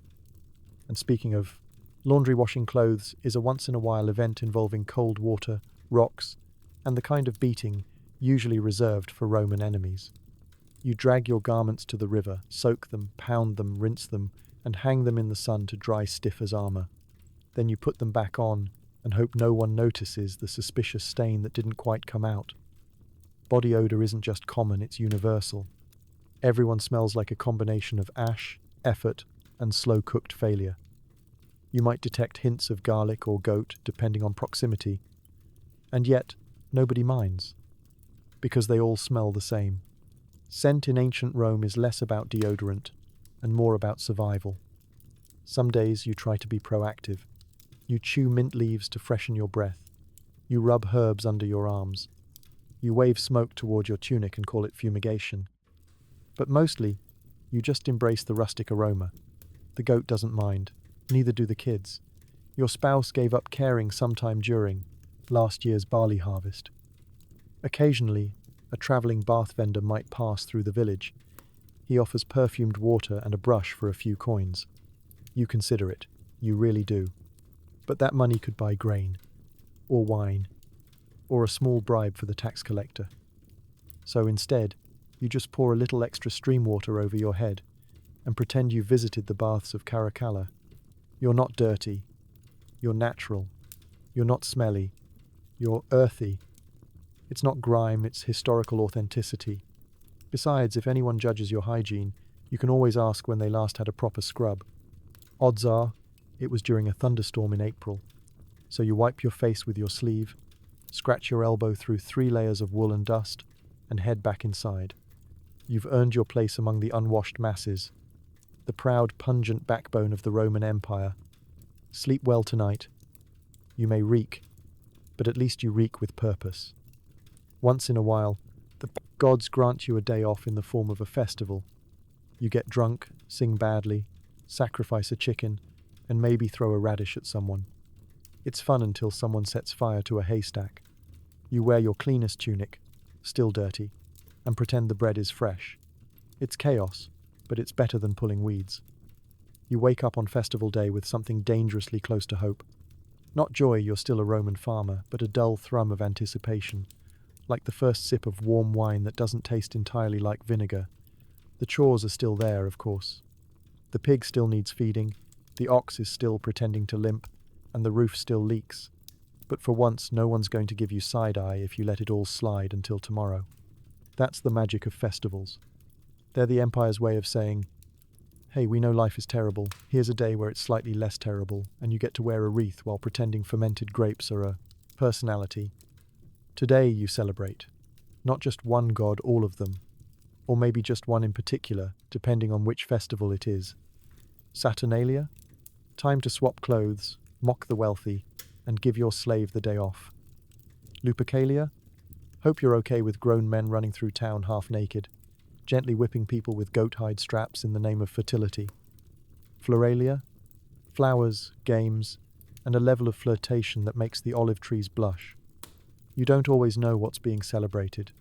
Sometimes it's the planting season, sometimes it's the end of a drought. Sometimes it's just, Marcus found a very big fish, and we're bored. Doesn't matter, you're here for the distraction. Preparation begins early. You brush the dirt off your tunic, pick the few remaining flowers that haven't been trampled by livestock, and rinse your face in water that's almost clean. Someone passes you a garland. It smells like rosemary and desperation. Perfect. The village, square, is alive. Everyone is out, even that grumpy guy who once yelled at a cloud. Musicians are playing reed pipes and banging on drums that sound like they were made from leftover roofing tiles. Children run around wildly, hopped up on honey cakes and festival adrenaline. Chickens dart between legs. Someone is already tipsy and giving a speech to a cow.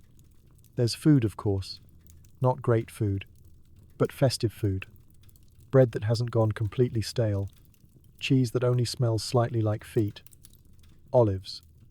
Because no Roman event is complete without someone spitting a pit into the fire.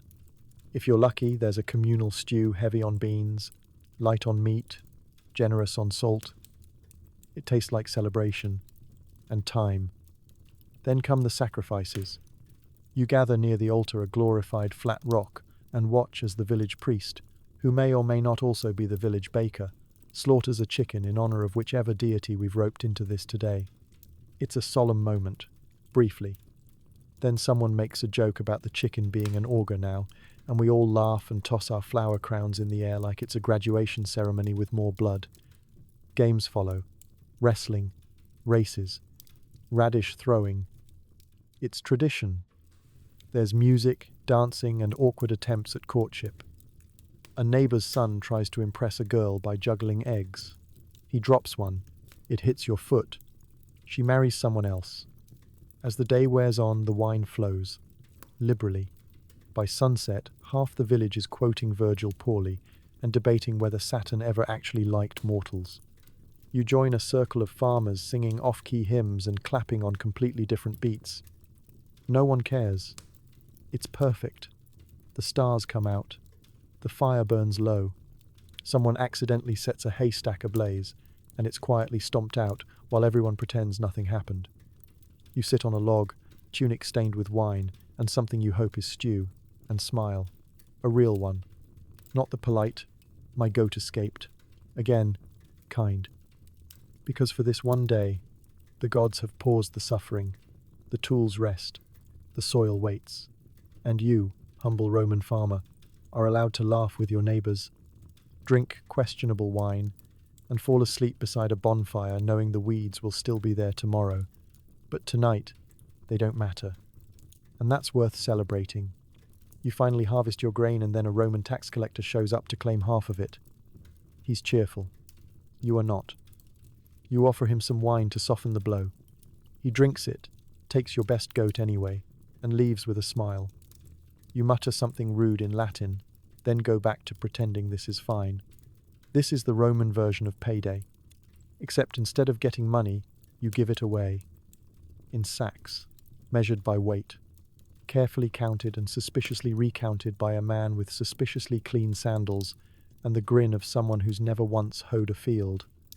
The tax collector arrives with a scroll, a stylus, and the world's smuggest donkey. He's not from around here.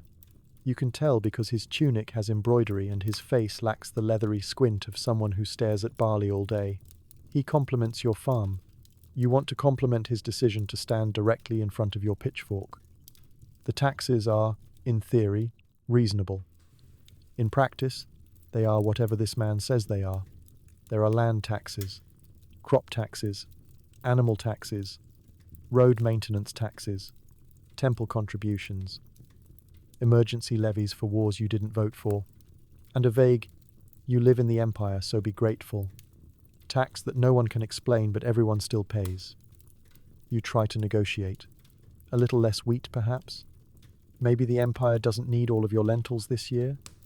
He laughs not cruelly, but with the energy of someone who knows you have no choice.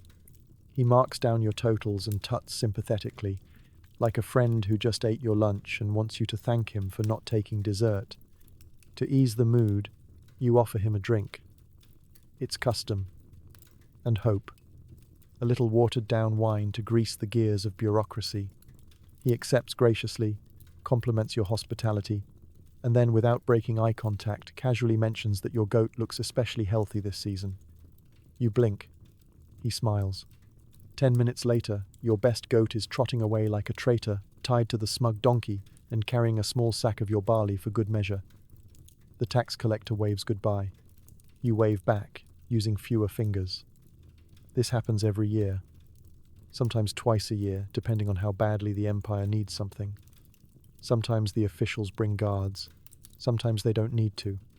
Your neighbors try to hide their extra produce behind haystacks and under floorboards. Doesn't matter. The collectors always know. It's like they have a sixth sense for unreported figs. You return to your storage jars and do the math. What's left? Enough to feed your family. Probably. If no one gets too hungry and the pig agrees to share scraps. You sigh, run a hand through your hair, and discover a flea. Again. You console yourself with bitter logic. At least they didn't take everything. Just most of it. At least they didn't draft your son. At least the donkey didn't bite you this time. The bar for a good tax day is subterranean. You sweep out the barn, grumbling Latin curses under your breath with the fluency of someone who's been doing this since puberty. The chicken gives you a sympathetic cluck. Or maybe she's just mad you didn't bribe the official with her instead of the goat. You'll never know. That evening, your neighbors gathered to swap horror stories over bread and bitterness. One had their entire olive harvest claimed. Another lost 3 amphorae of wine and their only good ladder. You all nod in exhausted agreement.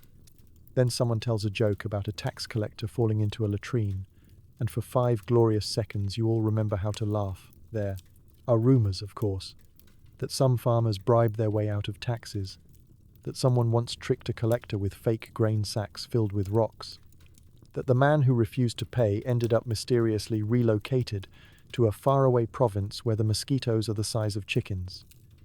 You won't try anything. You're not brave. You're tired. And practical. You'll pay. You'll curse. You'll move on. Because the empire isn't going anywhere, and neither is your field. Tomorrow you'll get up and recount what's left. You'll mend the fence. You'll plant the next crop. And you'll wonder, not for the first time, if next season, maybe the tax collector could take a different goat. The one that keeps kicking over your water jar. Now that would be justice. Love isn't why you got married. Survival is. You and your spouse co-manage dirt, children, and an impressive list of shared grievances. Arguments happen usually about pigs, grain, or who left the gate open. But at the end of the day, you both collapse into the same scratchy bed, too tired to stay mad. That's romance, Roman style. In the Roman countryside, marriage isn't a dreamy affair filled with poetry, flowers, or moonlit walks. It's more of a mutual labor agreement, sealed with a nod, a handshake, and a shared understanding that both parties will probably smell terrible most of the time. You marry young, often before you've fully learned how to cook, clean, or even properly curse, but you learn quickly, mostly by trial, error, and emotional exhaustion. There was no romantic proposal, no moonlit vineyard picnic with figs and candlelight. Your marriage began with your parents squinting at a neighbor's family and declaring, "That one looks strong enough." You were given a jug of wine, a new tunic, still itchy, and a quick ceremony where someone asked the gods to keep you fertile, cooperative, and not overly annoying. And then life began. Your spouse is not perfect. Neither are you. Between the lice, the stress of a failing barley crop, and the mysterious smell wafting from the corner of the house, you've both seen each other at your absolute worst, and that was probably within the first 3 days. But that's the thing. You see each other every day, in every light, covered in dirt, sweat, garlic, and sometimes goat pee. You split tasks. One of you hauls water, the other chops wood. One kneads dough, the other patches the leaking roof, with a look of deep resentment and slightly too much beeswax. Arguments happen. Loud, absurd arguments. You once didn't speak for a whole day because someone forgot to plug the grain jar and a family of mice hosted a wedding in it. Another time, you got into a shouting match about whether or not the ox was faking it again. No one won. Especially not the ox. But the fights never last long. There's no time for grudges when you both have to harvest wheat in 98-degree weather while being pelted by biting flies and shouted at by your children. Resentment takes effort. Forgiveness is more efficient. You rely on each other not just emotionally but physically. When your back gives out, your spouse lifts the basket. When the goat escapes, again, your spouse corners it while you wave a stick and curse the heavens. When the storm ruins half the roof, you fix it together while shouting helpful advice like, "Hold that before it kills us both." Evenings are your shared truce. After dinner, if you can call lukewarm stew and broken bread dinner, you sit near the fire, mostly in silence. Sometimes you talk about the crops, sometimes about the kids. Sometimes you just groan in unison like 2 old floorboards with matching back pain. That's intimacy, rural edition. And then there's affection. It's there buried under grime and exhaustion. A gentle shoulder nudge when passing in the doorway. A rare smile when the stew doesn't taste like regret. A shared laugh when your youngest child walks into a post. You once saw your spouse punch a rat for you. That's love. You remember one festival Saturnalia, maybe when you both got tipsy on terrible wine and danced badly under the stars. You tripped. Your spouse caught you. Then you both fell into a pile of hay and laughed until you cried. The kids thought you'd gone mad. But that night you remembered, you're not just farming partners, you're co-survivors. Sometimes you imagine what life would be like alone. Quieter, sure. Cleaner, maybe. But also much, much harder. No one to share the weight of the harvest. No one to yell at the pig when it eats your sandal. No one to lean on when your knees decide they're done being knees. So, you keep going, together. Marriage, for you, is a long, dusty road, walked side by side. Not always in step, not always in agreement, but always forward. There are no love letters, no romantic dinners. Just two people, half asleep, holding hands under a scratchy blanket, hoping the kids don't wake up early and that the goat finally stays in its pen. That's not just partnership, that's commitment, that's Roman love. Your cousin sneezed during the harvest, and now half the village thinks the wheat is cursed. The neighbor saw a crow fly west and declared it a bad omen. You find a two-headed carrot and wonder if you're about to be smote. Out here, science hasn't arrived. But fear, rumor, and ancient nonsense thrive. Just in case, you spit 3 times and toss salt at the door. In the Roman countryside, superstition isn't a quirky pastime, it's the local operating system. You don't do anything without first checking for signs, omens, portents, and vague feelings of cosmic disapproval. It's like living in a full-time escape room designed by paranoid ancestors and barely supervised household gods. You don't just wake up and start your day. You wake up, stub your toe, hear an owl hoot, and immediately consider not planting today. Why risk angering a deity because your chickens clucked in the wrong pitch? Better to rearrange your tasks and make a small burnt offering, perhaps a crust of bread and whatever's left of last week's dignity. If a lizard scurries across your path on the way to the field, that's either a sign of luck or doom, depending on which uncle you ask. If your spoon falls on the floor, it means guests are coming. If it breaks, they're probably annoying guests. And if 2 spoons fall, well, now you're definitely haunted. Everything is meaningful. A black dog seen at dawn? Bad omen. A rooster crowing 3 times? Worse omen. A goat staring at you too long? That's either a sign from the gods or your goat plotting something. Both are equally likely. The village elder is the unofficial oracle. Not because he's wise, but because he once saw a fish blink during an eclipse and predicted rain. That was 17 years ago, and no one's let him forget. To it. He's now consulted for everything from livestock illnesses to whether someone should name their child Gaius or Gaius Jr. When someone dies, the rituals begin. You sprinkle ashes at the threshold, tie red cords around every doorknob, and whisper to the lairs, the household spirits who may or may not have caused the death in the first place. You leave out a bit of food in case the deceased spirit wanders back. You hope it doesn't. Ghosts or lemures are considered both real and nosy. If you forget to honor them during the Lemuria festival in May, they'll rattle your shutters, spoil your grain, and probably curse your ox to develop sudden and dramatic laziness. You counter this by tossing black beans over your shoulder at midnight, while chanting prayers and stepping carefully around your own shadow.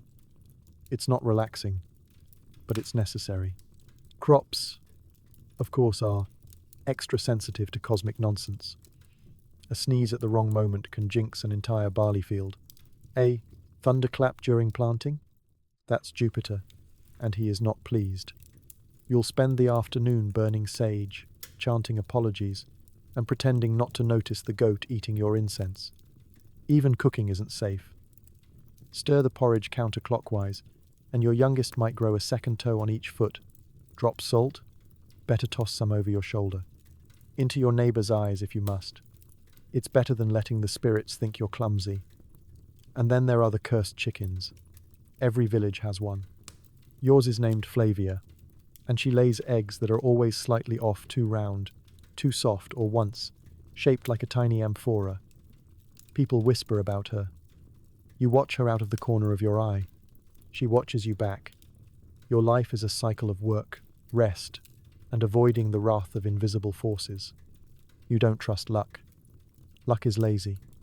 You trust rituals, habits, and frantic mid-chore prayers to Mercury when you trip over a rake. You hang talismans in the rake, doorway. You avoid stepping on cracks in the path. You never ever mention having a good day out loud. That's a guaranteed invitation for a wasp swarm or sudden hailstorm. The gods love irony. And yet, despite all the fear, the salt-tossing, and the muttered prayers, there's something comforting in it. The rituals make sense in a chaotic, wildly incorrect way.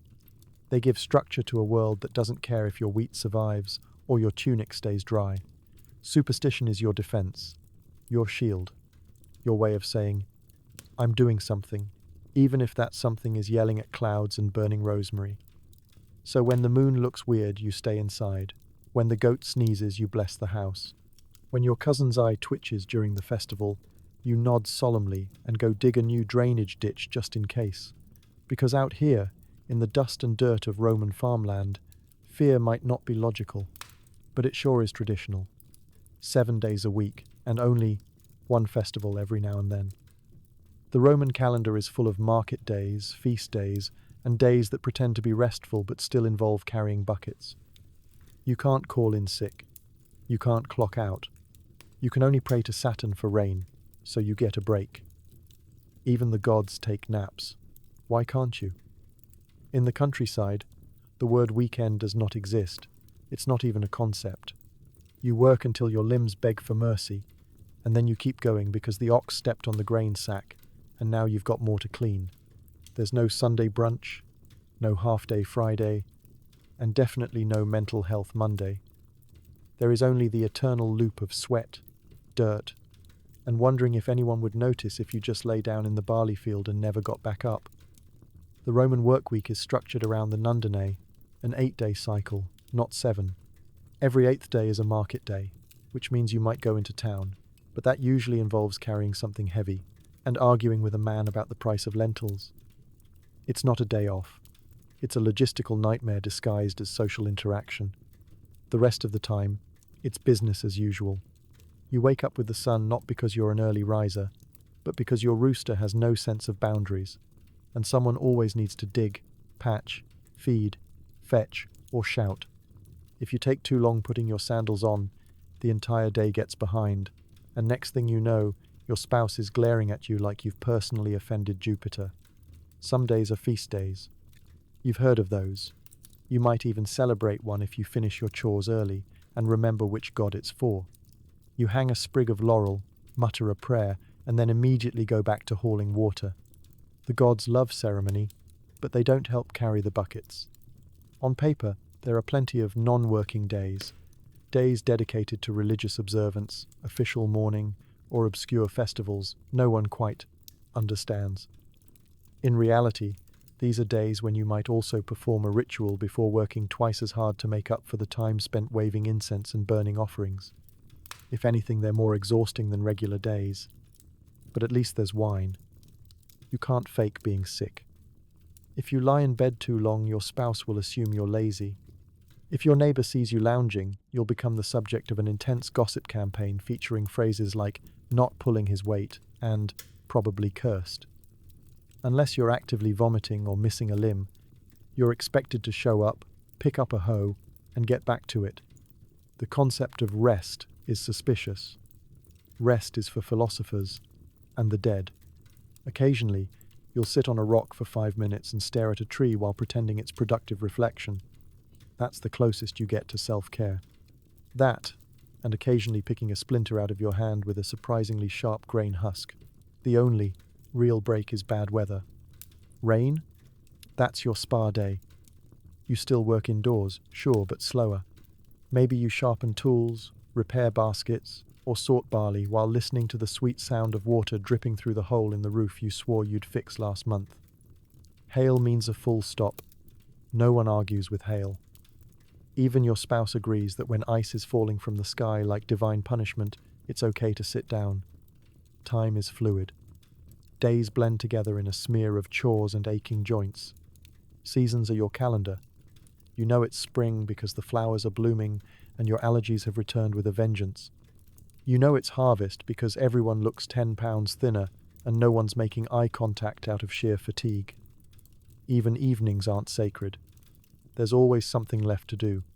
A fence to tie up, a goat to chase, a child to convince that no, they cannot use the grain jar as a helmet. You might fantasize about lighting a candle, sitting down, and quietly contemplating your existence. But that's when someone drops a bucket and ruins everything. And so it goes, day after day. You don't question it anymore, you just keep going. Because crops don't care about your sleep schedule. Because the ox won't plow itself. Because your family needs to eat, and the empire isn't sending a support team. But still, just once you'd like to lie down under a fig tree, close your eyes, and nap like Bacchus after a banquet. Just a little while, just long enough to dream, because even the gods rest. Surely, a farmer should get to blink. Sometimes you imagine life in Rome itself, the city, the forum, the public baths, the constant shouting. It sounds glamorous until you remember the rent, the crowds, and the fact that city people bathe more but also stab more. You sigh, roll over, and accept your fate. You're a farmer. The empire feeds itself on your misery. And tomorrow, you'll do it all again. But oh, how the dream sparkles when you're knee-deep in mud, chasing a chicken that has once again wedged itself behind the woodpile. You picture yourself strolling the polished stones of the Via Sacra, in something other than a tunic, permanently stained with olive oil and regret. The idea of walking into a thermae, a Roman bathhouse, and not having to share your washing water with a goat sounds, frankly, like witchcraft. You've heard tales from travellers. The city has everything. Bread baked fresh daily. Markets where you can buy spices that aren't just variations of dirt and regret. Entire buildings filled with books if you know how to read. Theatre performances, poetry readings, gladiators mauling each other for the enjoyment of a crowd not actively scratching flea bites. They even have fountains, flowing water cleanish and mildly reliable spouting from carved marble instead of trickling down the inside of your roof when it rains. You dream of just walking up to one of those fountains, cupping your hands, and drinking without first boiling it, praying over it, and filtering it through 3 layers of woven despair. But then, there's the other side. The reality of Rome, whispered to you by that one neighbour who visited once and still won't shut up about it. The rents are high, higher than the grain silo during a bumper harvest. You could fit your whole house into one insular apartment and still have room left over for the fleas. Except, in Rome, the fleas are better dressed and probably pickpocket you. And the crowds? Think of every neighbour you've ever had now triple it, and give them all strong opinions about chariot teams, red versus blue. You don't care, but they care. Loudly, all the time. You can't walk down the street without someone shouting about barley prices, a gladiator scandal, or how someone's cousin's brother's friend once saw an augur sneeze during a Senate debate. Also, there's crime. Not just the casual, chicken-thieving kind you're used to. Real, actual, stylishly draped city crime. Knives, gangs, schemes. Your cousin told you about a man who lost his sandals and dignity in one afternoon near the Circus Maximus. You don't know what that means, but it haunts you. And then there's the smell. You think the farm smells bad? Try combining 10,000 sweaty tunics, a few hundred public latrines, rotting fish sauce, and the perfume of questionable civic hygiene. Now picture that in the summer heat. Congratulations. You've invented Roman ode of misery. Still, the temptation lingers. You imagine yourself reclining on a couch at a banquet, being fed grapes by a mildly interested companion while debating Cicero's latest rant. You forget, of course, that you've never even seen a grape that wasn't half-dried and filled with ants. But it's a nice thought. Then the fantasy breaks. You remember that city folks have jobs strange, soul-sucking ones. Bookkeeping, brick hauling, running errands for oily politicians who wear too much cologne and call it status. You remember that those baths? Not free, and that bread? Rationed. You'd trade your dreams of marble floors for one quiet afternoon, without someone yelling about taxes or trying to sell you a fake amulet. So you roll back over on your straw mattress, a chicken pecks at your foot. The stars blink faintly through the hole in your roof. Somewhere in the distance, your neighbor is yelling at his ox again. And honestly, it's not so bad. You know this land. Every stone, every weed, every curse-worthy patch of soil that refuses to grow lentils unless you sing to it. Your back might ache, your hands might look like dried figs, and your wardrobe might be one aggressive breeze away from indecency, but it's yours. Rome can keep its luxury, its drama, and its endless noise. Because while they feast and posture, someone has to plant the barley, someone has to chase the goats, someone has to sneeze at the wrong time and accidentally curse the entire harvest. And that someone is you, Roman farmer, mud-covered dreamer, essential, invisible, reluctantly heroic. So dream if you like. But tomorrow the sun rises and the empire still wants its grain. Time to get back to work. So tonight, as you lie back in a clean bed with soft sheets, running water, and 0 goats in your bedroom, maybe take a moment to thank the Roman farmers who came before you. The people who rose before dawn wore the same tunic for weeks and prayed to Jupiter that their one pig wouldn't die before tax season. They ploughed rocky fields with splintery tools, slept next to chickens, and considered lukewarm wine a refreshing beverage. They endured droughts, hailstorms, back-breaking labor, and neighbors who wouldn't stop borrowing their hoe. Their bodies ached, their sandals broke, their kids had fleas, and they still got up every morning and did it again because if they didn't, nobody ate. They didn't have podcasts, oat milk, or 4-ply toilet paper. They had scratchy wool, fermented fish sauce, and the distant hope that maybe, just maybe, this year's barley crop wouldn't betray them. But they survived. Somehow. Through blisters, boils, and bureaucracy. Through bad weather, bad luck, and bad wine. And in doing so, they fed an empire. So the next time you sigh about slow Wi-Fi, or curse your kombucha being out of stock, just remember you could have been ankle-deep in pig slop, with a tax collector knocking and a tunic that hasn't been washed since Hadrian was in diapers. History may be itchy, grimy, and unreasonably damp, but it's also proof that humans are endlessly stubborn, occasionally brilliant, and deeply, hilariously resilient. Sleep well tonight. You've earned it. No fields to plough, no goats to chase, no rats in your grain. Just dreams, and maybe a Roman farmer waving in the distance, holding a hoe and looking jealous of your pillow. Good night.